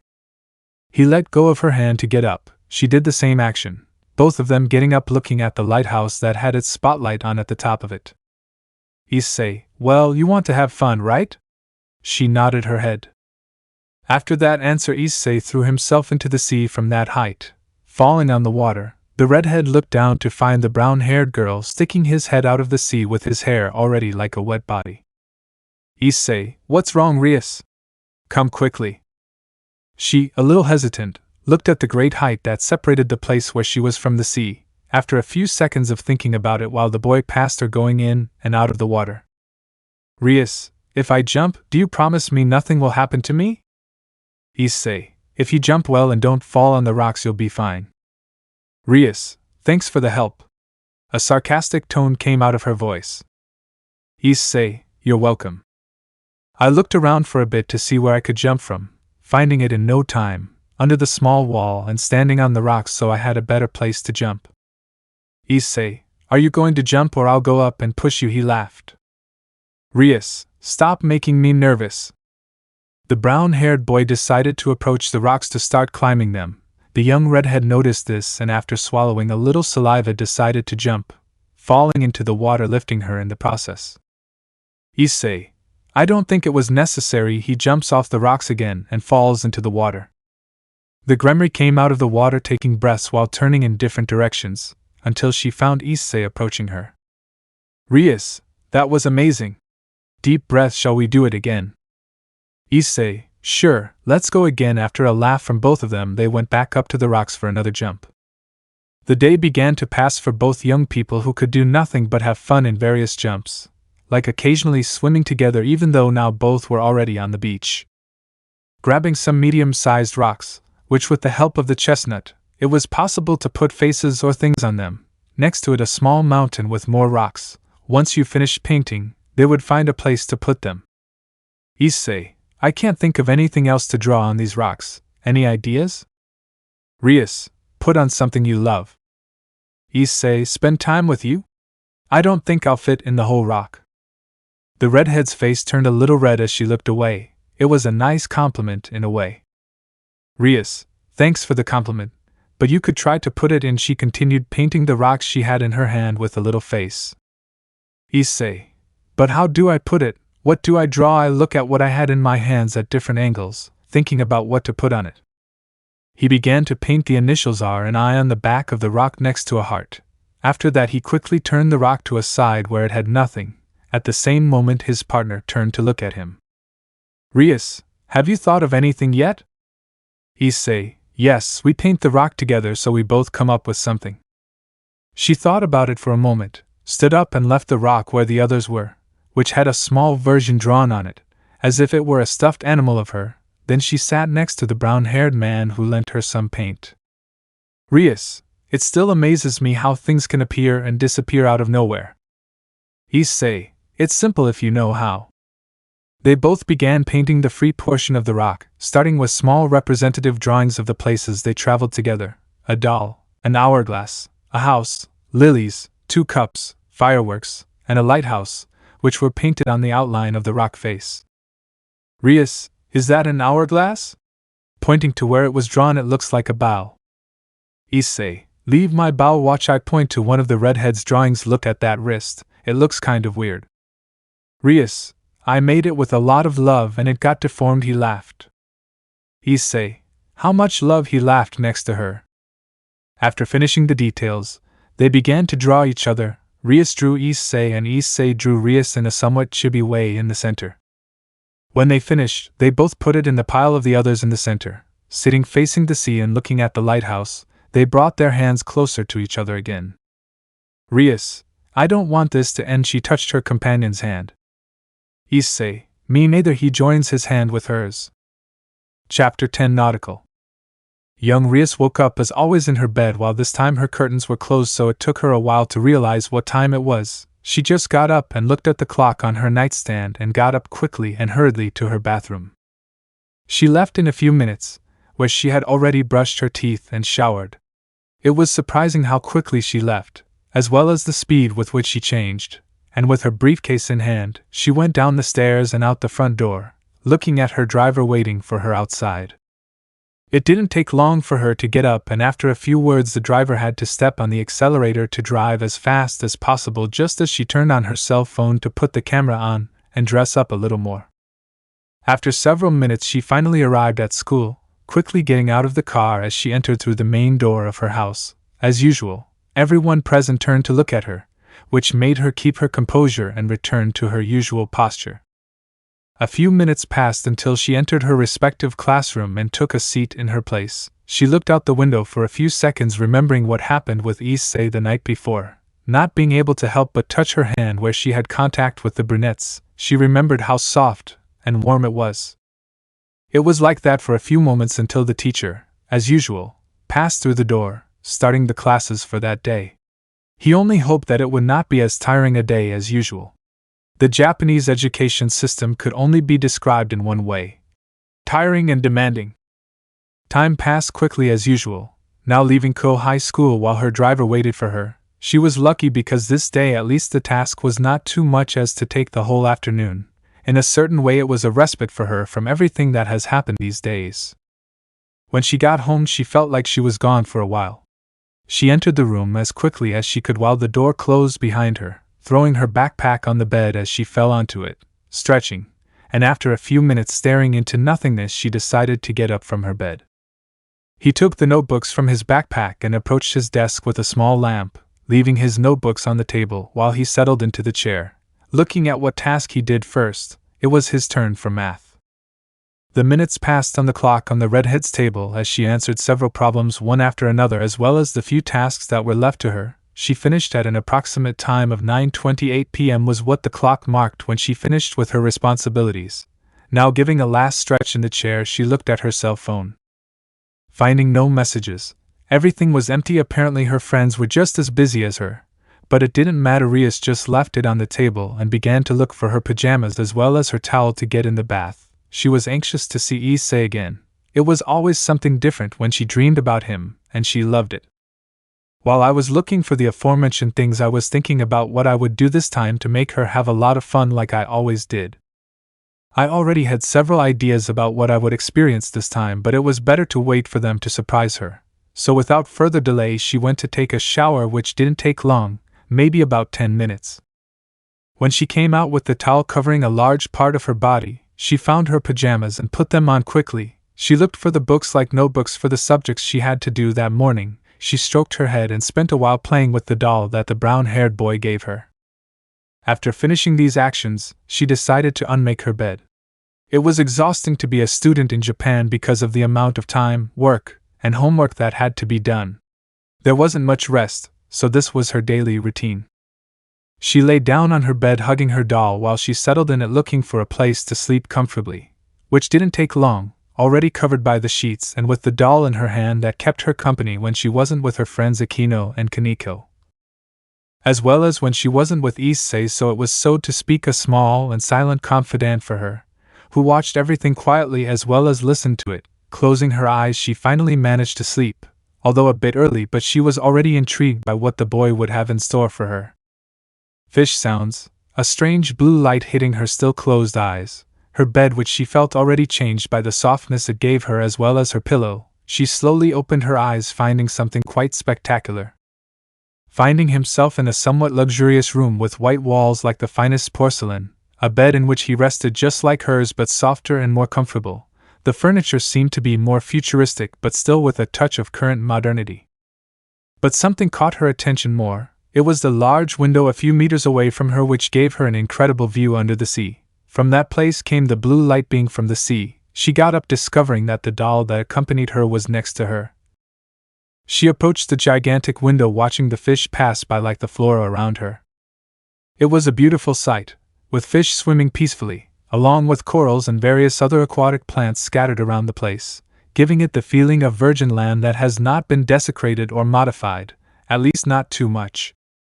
Although it was striking that most of the fish had never been seen before, they even seemed very different from those on land, as if they were very distant cousins but with different mutations. Just like the flora, it was very different from that of the land in the seas. The sound of the door opening was heard throughout the room. She didn't have to turn around, since through a reflection in the window she could see the brunette entering the room wearing his black yukata from the first day she saw him. "Issei, you finally woke up, Rias," he approached her, standing on his side looking in the same direction as her. "Rias, you really like that phrase, you always say it," he laughed. "Issei, a little, I can't think of anything else to say when you come to me while I sleep." "Rias, it's a nice place. Are we in some underwater city or a house or something like that?" "Issei, more or less, we are actually on a nearly water planet. I woke up in the same bed as you, so nice pajamas." After a moment of silence, I noticed that he was still in his normal pajamas. He didn't change his clothes. Silence and glances between them were the only things that happened, until the young woman's cheeks turned redder until they reached the color of her hair, followed by a scream that sounded more like one of shame, ending with her throwing objects she had at him to make the brunette leave the room. "Rias, get out!" She continued throwing objects at him. "Issei, I'm coming, I'm coming!" Covering himself with his arms as he walked backwards. Sorry for interrupting. He reached the door and closed it. Now the young Gremory, calmer, decided to look for clothes to wear and tried to forget the scene she had just experienced a few moments ago with the brunette. Searching through the drawers in the room, she found a set of clothes and, seeing how it fit her, she put it on.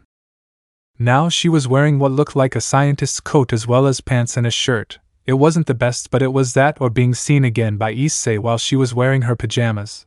When she finished changing, she left the room, finding the aforementioned leaning against the wall waiting for her. "Issei, nice to meet you, researcher Rias." He held back his laughter while looking at her. "Rias, ha ha ha," how funny. The sarcastic tone was quite noticeable.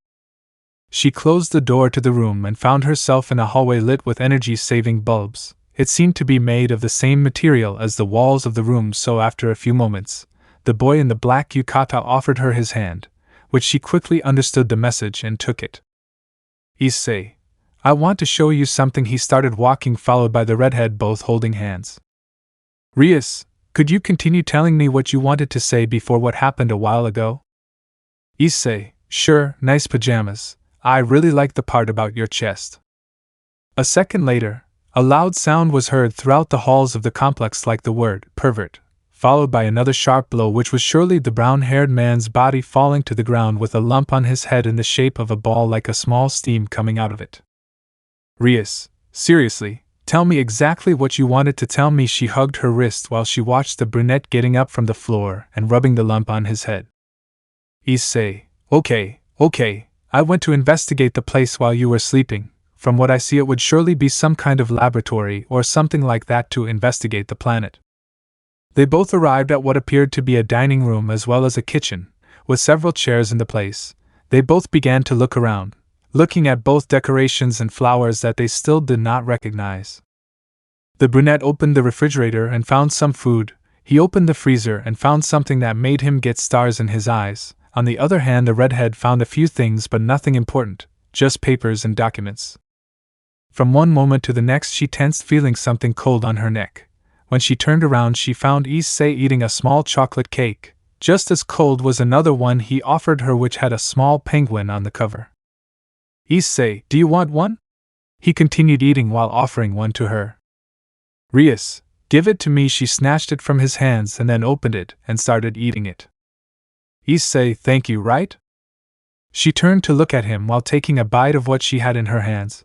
When she finished chewing it, a thank you came out of her mouth, and then she continued eating. Issei, you look like a little girl. He laughed, and went to a trash can and threw away the wrapper. After that little snack, they continued exploring the complex, both holding hands, finding other rooms and even a laboratory, as well as some stairs that seemed to lead to the surface, but nothing out of the ordinary considering the situation they are in. They both returned to the small dining room, thinking about something to do in this place. Ideas crossed their heads but did not materialize. Now lying in a nearby armchair, both bored of the situation they find themselves in. Issei, hey Rias. Rias, what happened? I turned to look at him. Issei, do you know how to swim? Rias, yes, I can swim. At this last point, the young man couldn't help but smile big.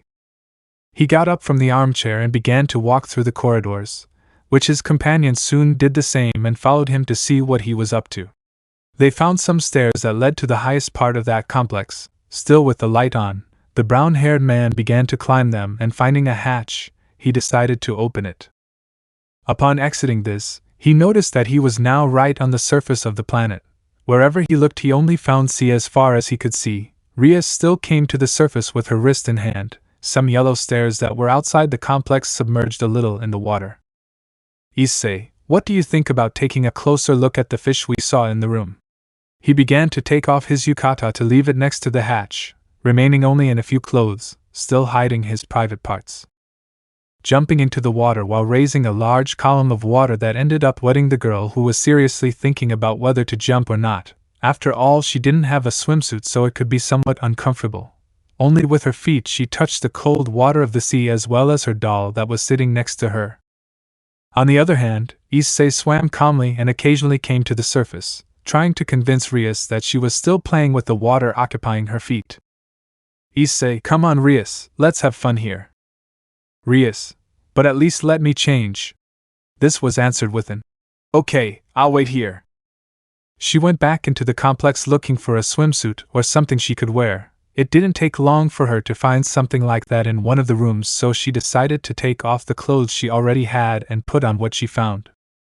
Now more comfortable, she climbed the stairs to the surface, coming out in a swimsuit, while now she was seen by a silly smile from the boy, who didn't stop looking at her. He didn't even change his place. He was in the same place and position where he was when she got in. Rias, how do I look? She approached the shore, slowly touching the water. Issei?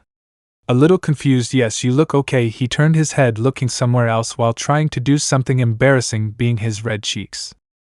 She just laughed when she saw her companion's reaction. It took her a while to get used to the cold water, but she still entered it, approaching Issei, who from time to time looked at her out of the corner of his eye. Rias, shall we go now? Issei, yes. He entered the water and started swimming. It didn't take long to replicate this action, now both swimming underwater, but no matter how hard they searched they didn't find any fish. No matter how hard they searched they couldn't find any. They could find corals and strange plants, but only that. Rias came out of the water looking for a follower, both now finding themselves face to face with each other as night fell on that world, which now seemed to have two moons, one larger than the other. For some reason, finding themselves in that situation, they both liked it, perhaps because of the light of both moons that was always given a romantic or tragic tinge, that they both noticed the other was more beautiful than usual. It was a very strange feeling for both of them. Apparently both were expecting an action from the other, but in the end Issei decided to take the initiative by placing his hand on the redhead's soft cheek. Issei, Rias, she reciprocated the action by putting her hand on his, in an attempt to perhaps make him not take it away. Rias, Issei joined her free hand with his, both now holding hands. There was only one step left to take. Tension and a certain tinge of romance began to flood both of them, and under the light of both moons their judgment became clouded. Perhaps it was just a small escape from something they might have wanted. She wants to break off her engagement and be free from him, so she can find someone who truly loves her. She wants to have someone with whom she can take away the great loneliness she's always felt. Before anything could happen, they felt something touch their bodies. When they turned to see what it was, they found the doll floating near them as if it was preventing something from happening. Rias quickly took it, which was still wet. After looking at each other again and letting out a laugh, they separated. Heading towards the hatch of the complex, he went up the stairs and the brunette took his yukata while the redhead went down into the complex. He did the same. Now back in the underwater complex they looked for towels to dry off and put on their clothes once more, so they decided to go to different rooms for a little more privacy. Something was wrong with Issei. Issei, what a day! He passed the towel over his body as well as his hair. While doing so he couldn't help but return to the images of Rias in a swimsuit like the situation they were in a few minutes ago. He couldn't help but turn red again like that girl's hair. No matter how hard he tried to ignore the subject, he couldn't. Those images kept coming back to his head over and over again, becoming increasingly red and nervous to the point where it began to be difficult to put on his black yukata. After finally calming down at least a little, he left the room already dressed and went to the dining room to wait for his companion, who would still finish. Even though he didn't know it, something similar was happening to her. The redhead, who had already taken off her swimsuit while putting on her pajamas, also couldn't forget what happened a few moments ago. It was strange for her to be in that situation. It was a romantic moment that could have gone further if it weren't for his doll, who was resting peacefully on a chair. Sometimes he looked at her without knowing how to react to her. He should have thanked her or reproached himself for breaking that moment with the brunette. He didn't know. But that moment, like the others she had spent with him before, came to her like a wave hitting the sand, one memory and then another of how he acted, just like how he smiled. She couldn't hide her already red face at the memory. She would be lying if she didn't at least appreciate it.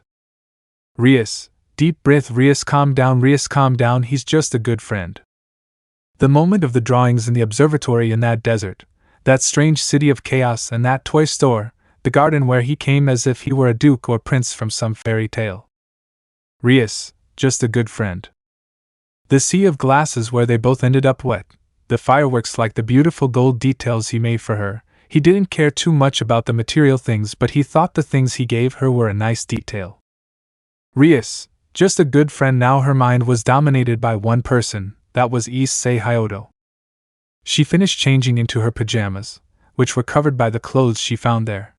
She left her room looking for the brunette, who found him in the dining room. Issei, Rias, you took too long. His nervous tone was a little noticeable. Rias, why yes, sorry about that. It was an entertaining day. She sat next to him. Both now sitting next to each other, the atmosphere changed to one of tranquility for having the other, but also nervousness for what happened a few moments ago. Issei, I'm glad you're having fun. I turned to another direction. Rias, thank you. Issei, you don't have to say thank you. It's my job to make you happy. I turned to look at her, still with a red tint but giving her a smile. They both looked into each other's eyes for a few moments, enjoying the moment even as tiredness began to take its toll from everything they did that day. The ground began to take over both of them. Rias, hey Issei, see, could you stay and sleep with me? Now she was the one taking the initiative, which surprised the boy. Issei, CLA, sure, why not? Both got up and held hands until they reached the room where they both woke up. They closed the door behind them, both blushing beyond belief. Even though they were enjoying the moment with each other, they turned off the lights and covered themselves with the soft, thin sheets of the bed. Rias, ha, it's cold, hugs the brunette, who didn't have time to react and could only hug back. Issei, sleep well. He snuggled up closer to her than they already were. Rias, you too. Both snuggled up to each other, seeking body heat through the thin sheets, hugging each other, and with the lights off, they slept together, where both of them deep down wished they wouldn't be separated due to the difference in worlds they'd both live in. Although it wouldn't matter much since they would always go back to each other, to have fun and have a good time together, as if they were friends or something more than friends. Chapter 11, Civilization. Time passed like morning. Now we find Rias Gremory, the most popular girl in her school, sitting at the desk of the occult club, which was president, looking at the wood of this that was as dark as the color of the walls, like her chair, even though her hands, even together, did not stop shaking incessantly. It wasn't because she was cold or anything like that. She was nervous because she called her best friend Akeno Himejima to her office to ask her a few questions, although in reality it was to ask her for advice about the next one she was in. She only knew one person who was an expert in love in her entire inner circle. That was the black-haired girl. In her own words, she said that she was the best in the school when it came to romance. There was no better person in romantic advice than her, even though her sources were plenty to talk about. Her sources, according to her, were romantic comedies, movies, and series of the same type, even though she swears that they are reliable. Meanwhile, the redhead was a mess in her head. She couldn't get out of the moment she lived with Issei the night before, and after this his acting as much as hers, as well as the brown-haired one's. It was a moment, according to her words, somewhat beautiful in a certain way, even though it was a little lost due to the nervousness of before, but it was a great advance. The sound of knocking on the door echoed in the room, which brought her out of her trance, immediately answering with a "come in," which was soon heard as the door was opened and allowed in her best friend Akeno Himejima, who right now was her only hope in her situation. Akeno, tell me why you called me. Rias, I want you to answer a question for me. Akeno, what kind of doubt? The redhead was a little nervous when she heard her.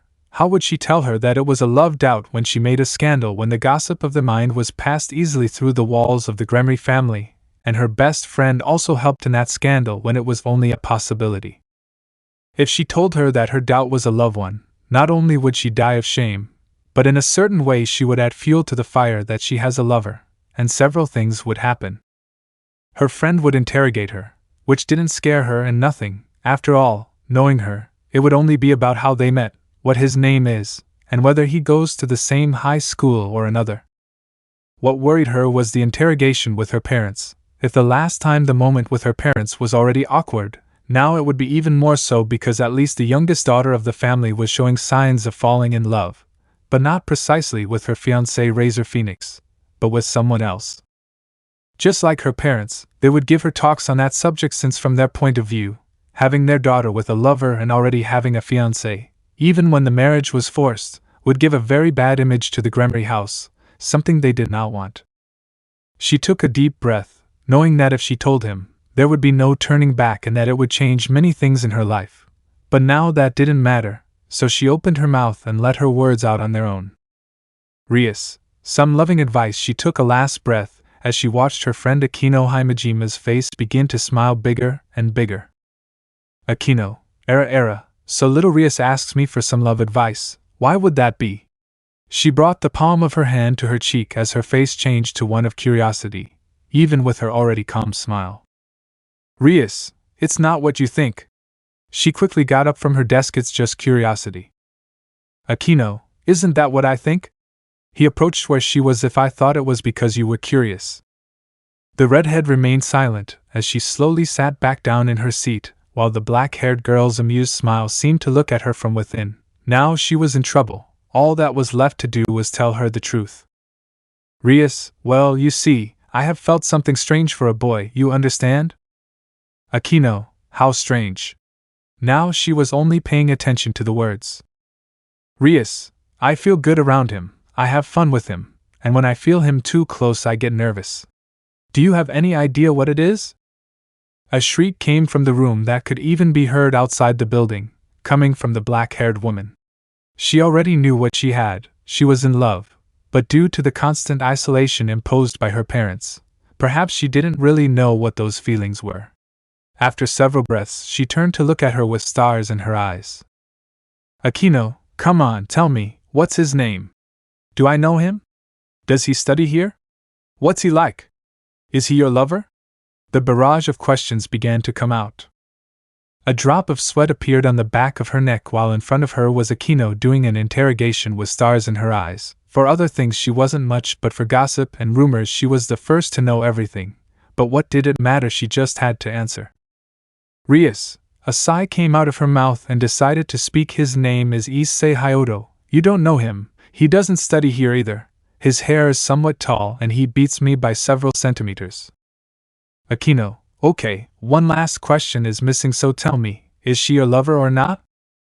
Rias, it's complicated. Her gaze went elsewhere. Akeno, fine, if you say so, so be it. She got up from her seat and headed to the door. If you want to find out what's going on, it's better that you yourself are willing to know. Rias, what does that mean? This was answered with a, you figure it out, from the brunette who was leaving her president's office. The night was calm in all its splendor, with the moon at its maximum peak, with its light touching the buildings and houses of the city of Kuho. On the part of the young redhead, she was in her room looking at the work she had on her desk, while in her head the brown-haired girl was wandering around at different times and one or another fantasy with him, not at all sexual. She only imagined moments with him in different situations. But she was still confused after all. She knew what love was from the novels and stories she read as a child, but she never experienced it as such. Her fiancé was fixed up. She didn't even know him well. She knew what he looked like and what he was like in person, the latter from her maids who told her. She simply didn't like him as he was. Sleep slowly began to take over her more and more. She really didn't know whether to be happy because she would be looking at Issei or worried because she wouldn't finish the assignments yet, since she only had one left, and it was for the following week. So she put her things in her briefcase and then looked for her pajamas, even though with clear signs of sleep. When she had them on, she fell face down on the bed. She turned to look at her doll, to which she could only say, "Good night."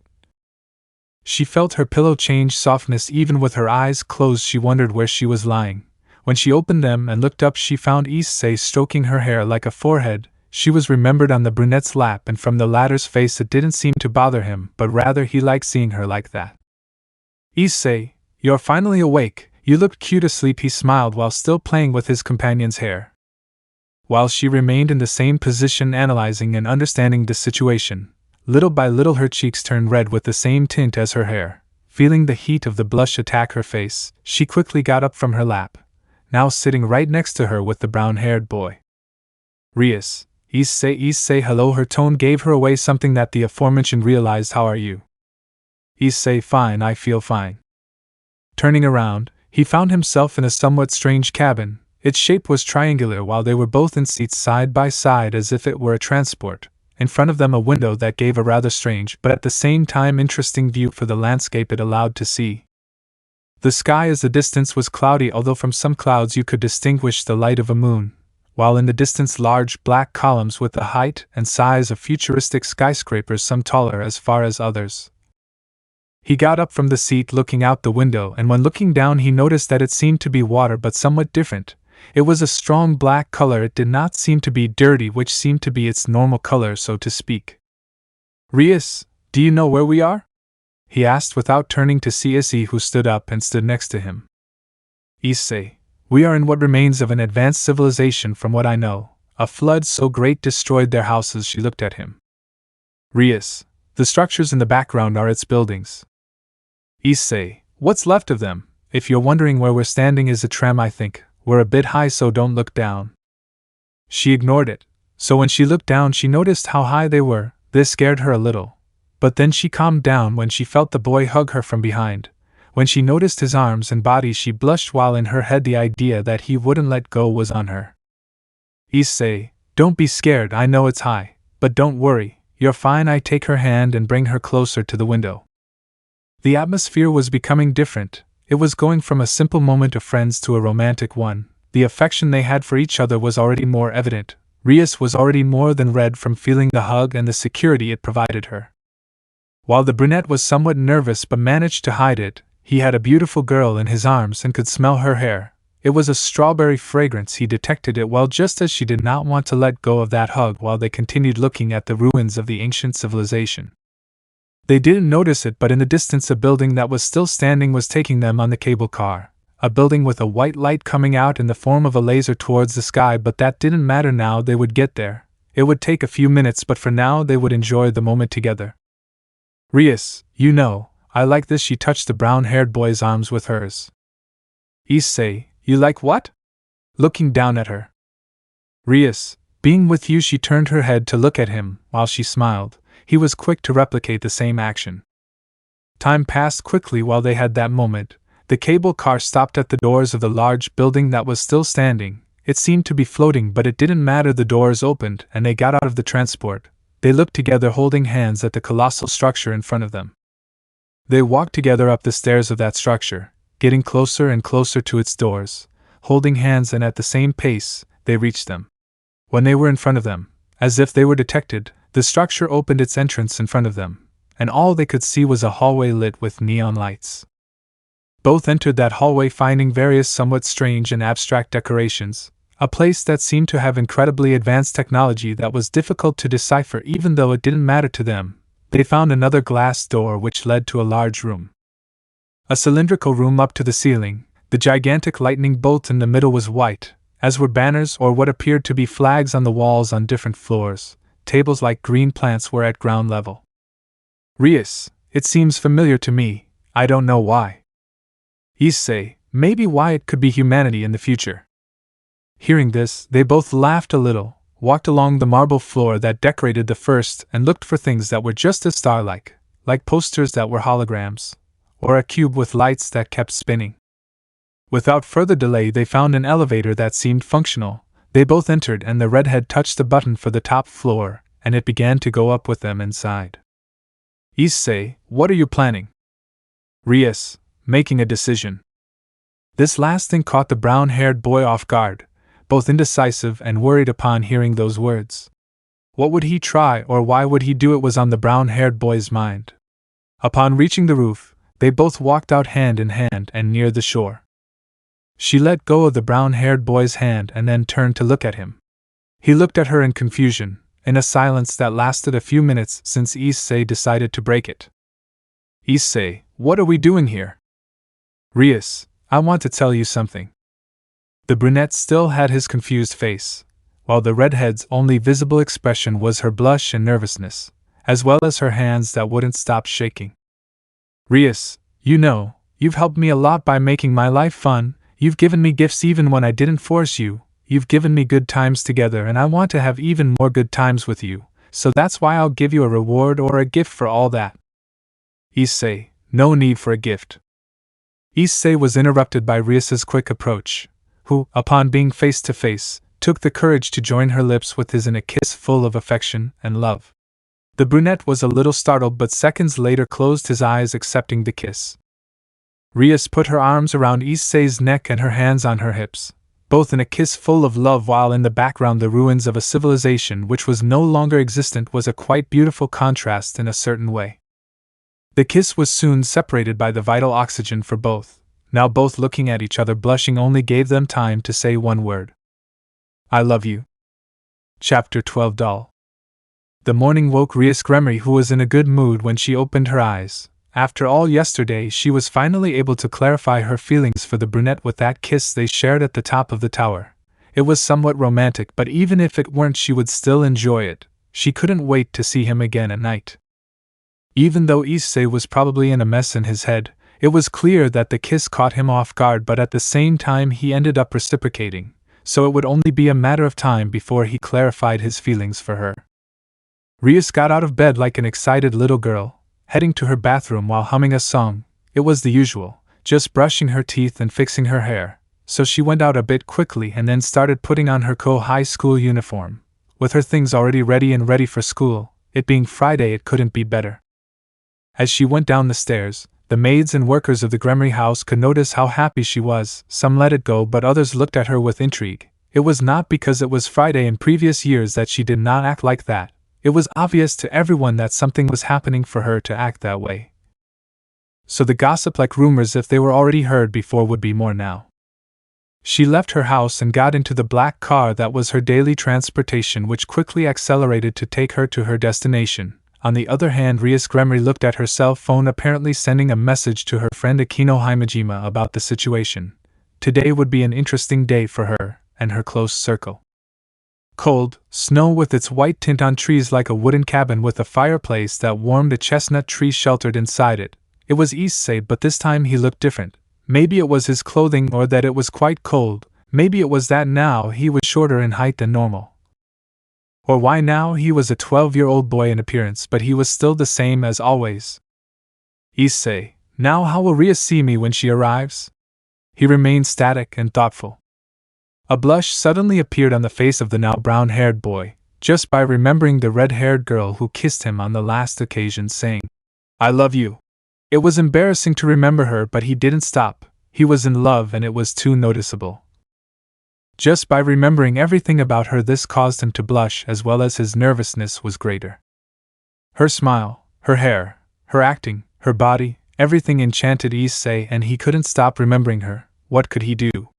He was a young man in love with a beautiful girl, and she reciprocated his feelings. But even with that, he had to find a way to declare his love. But now he couldn't. He had the appearance of a 12-year-old boy, even though it was clear that he had practically returned to his appearance at that age. Unless Rias was a Shotokona, in her current state he couldn't declare his love. He left the cabin, noticing his new state more as he walked through the white snow, wrapped up in warmth, thinking about what to do. He began to grab a little bit of snow to begin molding it, sometimes grabbing a little more to give it more shape and size. He simply tried to do something to distract himself, even though in the end he ended up making the shape of a heart. Upon seeing in detail what he had in his hands, he simply had an idea in mind. He looked around trying to find things that could be useful for his plan, which had only one objective: to make Rias happy. It didn't take long for him to get up to start collecting snow around the area. First he would start to make snowmen, even though it would take a while to make them, as well as giving them the details. Although with his current state things would be more complicated, he could barely move a snowball that was getting bigger and bigger. He didn't want to know how he would manage to move the 2 more snowballs that he needed just to make one of them. Even though it didn't matter if it was for that red-haired girl who was always on his mind, he would do it with effort. Then he would get the branches and some things to decorate the snowman. He has so much planned to make the cute girl he was in love with have fun together, or at least make it an unforgettable moment for her. He still had time for her to arrive, but he had to hurry so he could get everything ready, such as rest, as well as see how he could fix his current condition. After all, he was now a 12-year-old boy who made snowmen, which didn't bother him, but right now he needed to have his normal body so that all the work would be easier. After a while, he finally finished one of the snowmen he wanted to make before Rias arrived. He still had time, but the way things were going, he probably wouldn't finish, and if he did, it would be just in time. The cold hit his face and body, giving him difficulties. Issei, almost there, putting the head on one of the dolls and then putting some small stones for the eyes and mouth. Taking the bow out of his mouth because of the cold, he continued with his mission, to make this snowy day unforgettable for Rias and him, since many snow games awaited them both, that was certain, but he had to have everything ready to make it more peaceful. He decided to sit on a small log resting from his mission for a few minutes. Even though he looked at the door of the cabin thinking about whether to go in for a moment, or not. Issei, it was just a moment. I entered the cabin finding the fireplace that gave the heat of the environment inside it. It was warm, along with a bed as well as several pieces of furniture were comfortable, so I sat down on one of the pieces of furniture to rest for a while. He took off his jacket to leave it aside. The heat hit his small body that made him feel calm and serene. The only thing missing was her by his side, and the situation would be perfect, both enjoying the tranquility one to the other. But he had to wait. That was what prevented that beautiful scene. So while he waited, he remembered her again. Her smiles and personality didn't leave him in peace. When he rested, he always had her in his head. She was driving him crazy, even though in a certain way he enjoyed going crazy for her, loving her more and more, falling in love more and more, protecting her more and more, making her laugh more and more. After a few minutes with his eyes closed, the little brown-haired boy got up from the armchair while he took his jacket back to put it on, thus going out once more into the cold snow, beginning once more his task of creating snowmen with their respective decorations. With 2 more snowmen ready for their moment, now all that was left was to do other things to have it ready. One idea was to have it outside to get some wood for the fireplace so that it would be warm when they arrived. I walked around finding and collecting both small and medium-sized branches to carry inside the log cabin, some of which I put directly into the fire while others I left aside when needed. Issei, picking up twigs, he shook his head from side to side while saying the same words in a nursery rhyme tone. His work continued the same. The twigs he collected and some were used as arms for the snowmen before entering the hut and continuing to light the flame of the bonfire. After that work, now all that was left was to wait for him to arrive, which would not take long. Issei, I wonder what he'll do when he sees me. Will he see me strangely, or a small fantasy appeared in his head where the redhead treated him with affection? After a few moments within this fantasy, the tint on her cheeks became evident, but the color increased from changing that innocent fantasy to a more adult one, even though I think most could get an idea of the fantasy that was taking place in the mind of the now little Issei with Rias. The blush was now much greater after finishing fantasizing about the redhead in all kinds of situations. Now he just had to wait for her to arrive and see her reaction to his new appearance. He had several ideas of how he would act. He preferred some more than others. With Rias, she was already in her room after a somewhat busy day, but luckily for her they hadn't asked her why her happiness, so it wasn't as hard a day as she thought it was a normal day. Now with her pajamas ready and after taking a shower, she decided to lie down in her bed, covering her body with its white sheets. She was anxious about what the brown-haired man had in store for her, there was no doubt about it, and that as such it would be fun. But even though it took her a while to fall asleep, she ended up getting it. The cold of the snow was already present on the redhead's body. She could feel the cold like the softness of the snow on her body. She opened her eyes, finding herself in the forest, and seeing the white tints characteristic of the latter. She got up, seeing that her clothing was now a thick jacket, gloves and pants that covered her from the cold. Rias, so it's snowing, huh? She started walking down the path in front of her where she found one of the many snowmen the brunette had made earlier. She watched the snowman and then went out to touch him on the nose like the head of the ladder. Then she moved away a little to turn around, finding more snowmen like the cabin where the chestnut was sleeping. It was not. She approached the cabin where the chimney was taking out smoke. When she touched the doorknob and turned it, she entered it. Inside the cabin, quickly closing the door behind him, he looked around the place carefully, looking at the furniture, but one thing stood out: a brown-haired boy sleeping in the armchair in front of the fireplace. He looked familiar, but he didn't know where he came from. She approached the little boy who was still asleep, placing her hand on his forehead. He moved a little because of the action, but then calmed down, even though he began to open his eyes little by little, looking into eyes that she recognized as a little boy, his eyes already open, and observing the girl in front of him. He just said, "Issei." Hello. Rias, still a little sleepy, he touched her hand to put it on his head as if playing with her hair. The redhead then began to play with the little boy's brown hair. It took her a while to process it, but she realized that the sleepy boy in front of her was none other than Issei. She couldn't deny that it was very cute to see him in his state, so she sat next to him, and then lifted him onto her legs and laid him down, resting him on her breasts while she played with his hair. While he only made small sounds and moved, he seemed to like the sensation he was experiencing at that moment, which only made Rias not stop her action. He was too cute for her, so she would wait for him to wake up to play with him. The minutes passed and the little brown-haired boy began to move from one side to the other while making soft sounds as he stretched. When he opened his eyes and got used to the light, he looked around, finding nothing, but when he looked up, the first thing he saw was the redhead smiling while playing with her hair. "Rias, good morning. A warm smile appeared. Issei, good morning. After saying that word, seconds passed before he realized the situation he was in. His reaction was to scream and then get off the lap, falling to the ground after doing so. Rias, don't be scared, I won't do anything to you. Her laugh was funny. Issei, when did you arrive? He looked nervous as his cheeks were red. Rias, a while ago. I came in and saw that you were asleep, but since you looked very sweet, I decided to make you fall asleep on me while I played with your hair.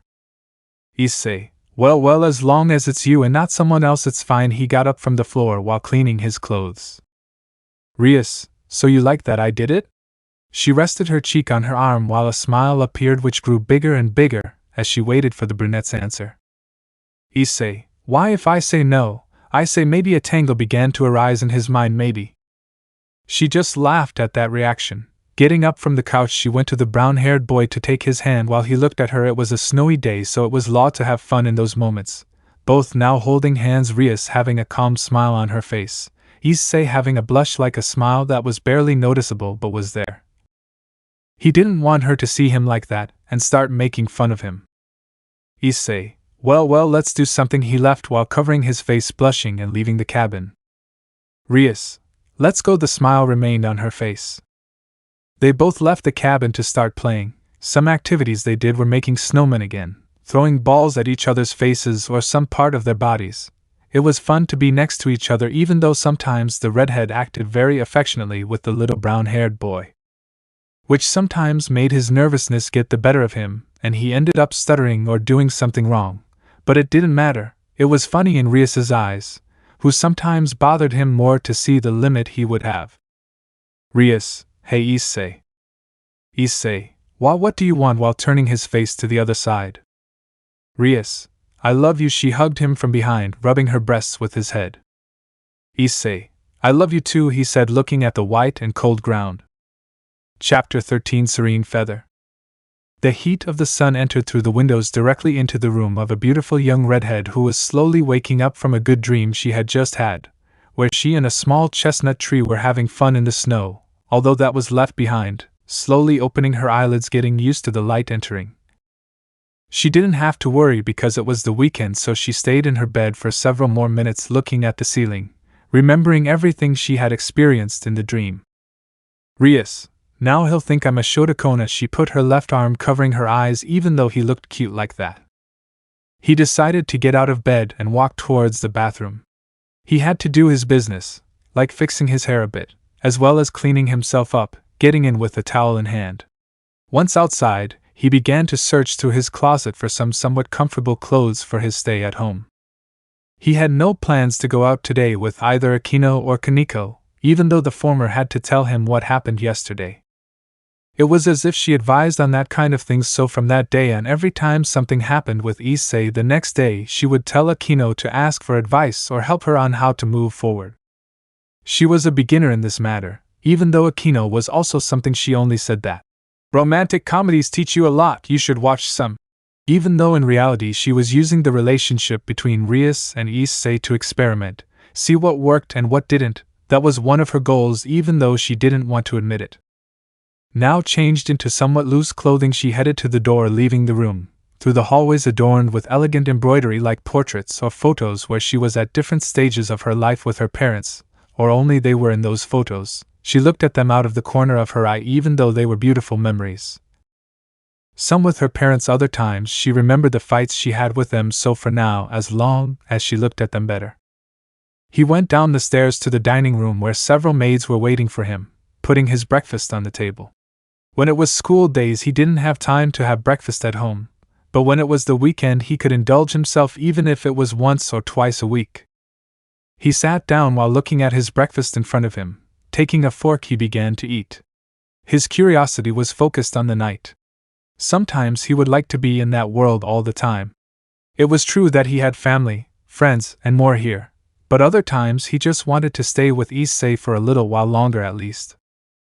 After finishing her breakfast, she got up from the table while the maids collected the utensils like the plate. She decided to walk around the mansion a little more. Even though her parents were on business, she still felt watched, as if someone was spying on her. She decided not to think about it. Rias, When I'm in class I don't have time for anything. She sat down in an armchair, but when I have free time I don't know what to do. She took out her cell phone and looked for her friend's chat with the intention of having something to chat about. She had to talk to her about what happened last night, even though she would probably say, Era, I didn't know you were a Shotokona. Or something like that, but she didn't care. She just wanted some advice on what to do next, so she just sent her the message, turning off her phone and waiting for her to respond. Akeno, tell me what's wrong, Rias? Rias, can I ask you a question? Akeno, you just asked me that, but what is it about? Rias, it's about my friend that I'm fine. Akeno, to your lover. Rias, yes it is, but that's for another time. Akeno, wait a minute, what? From the reaction to her message, the redhead could imagine her friend's surprised face. She let out a small laugh as she saw that scene in her mind. They would surely have a long conversation at school, which translated into at least 1 hour of gossip, among other things. If that was Akeno's reaction, she didn't want to imagine Kaniko's when she told her, even though she had an idea. Rias, you see, my friend yesterday started acting like a little kid and I started treating him more affectionately. Is there something wrong with that? Akeno, it depends on how you treated him, brotherly or lovingly. Rias, loving. Akeno, if he acted like a little kid but he's a teenager our age, it's not bad at all. What would be bad is if you acted like that with an 11-12-year-old kid. In that situation you'd be a Shotokona. Now Rias's mind was blank after reading the message, even though she wouldn't accept it. Maybe he had a Shotokan side or it was just a moment. She had no idea, but that would be for later. Now she only focused on sending messages to her best friend, who gave her different ideas to do, even though she already imagined that Issei would have them in mind at some point. The message section as an interrogation by the brunette to the young Gremory ended, although the first one could not get more information than what the second wanted to give her. The moment between them was fun. Now all that remained was for the day to pass. When you entertain yourself, time passes very quickly, but when you have nothing to do, you feel every second like a minute, every minute like an hour, and an hour like a day. This was the situation of the redhead. She would have her fun, but even at night, even if it sounded a little bad, this was like that for her. She still had to wait at night to be able to sleep and visit the brunette in that world of fantasies where everything was possible, so she simply sat in front of the TV and looked for something to watch.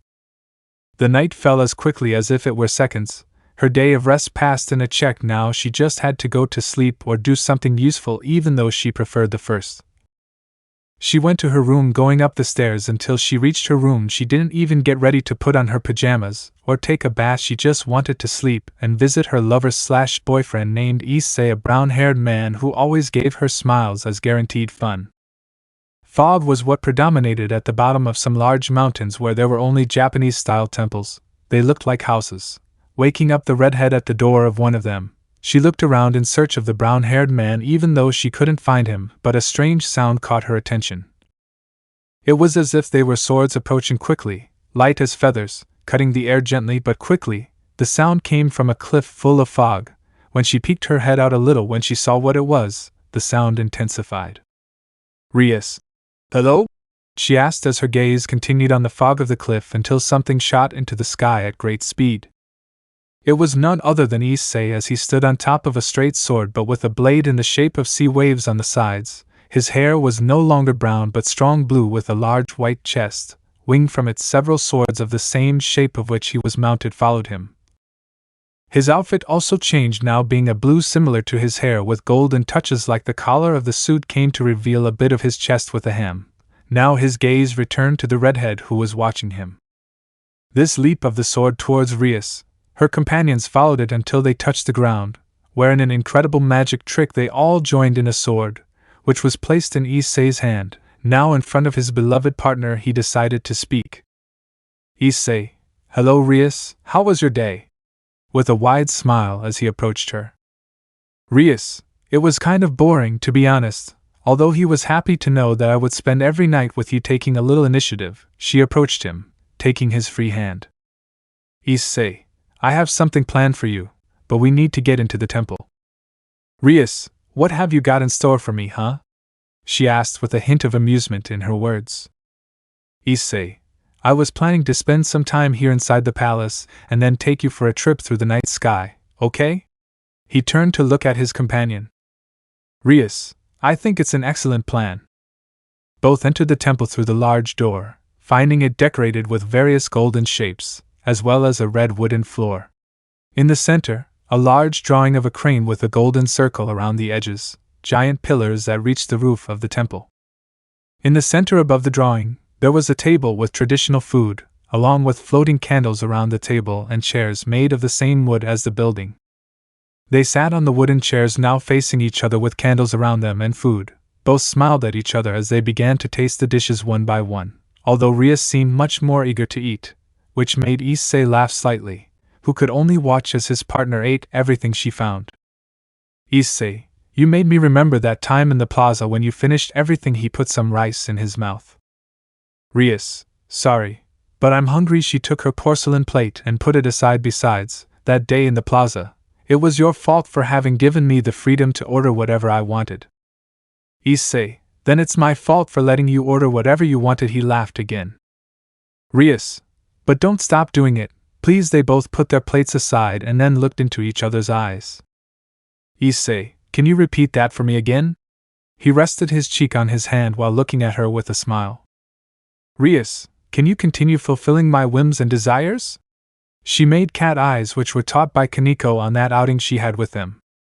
Issei, you take advantage of your beauty to make him accept looking at his eyes for a while longer while you win. Rias, I knew you couldn't resist. She raised her arms happily, and then went back to eating. After a few more minutes finishing the food that was still on the table until the last portion, now they just had to wait for the food to go down to avoid vomiting when they are traveling through these highlands full of fog. Which did not take long for Issei to get up from his place and walk towards the door while he gestured to the redhead to follow her, which she did. Once outside the mansion, they could see the white moon in its splendor like constellations. Structures similar to the one behind them rose up on small pieces of rock that stood out from the sea of fog below them. He took her hand and then got closer to the shore. She, a little nervous, followed him until she was a few centimeters from the cliff. Issei, are you ready? I looked into his partner's eyes and she just nodded. Rias, I'm ready. In one leap, both went down the alley into the sea of fog, where they disappeared for a few seconds until a sound began to sound, like lightning.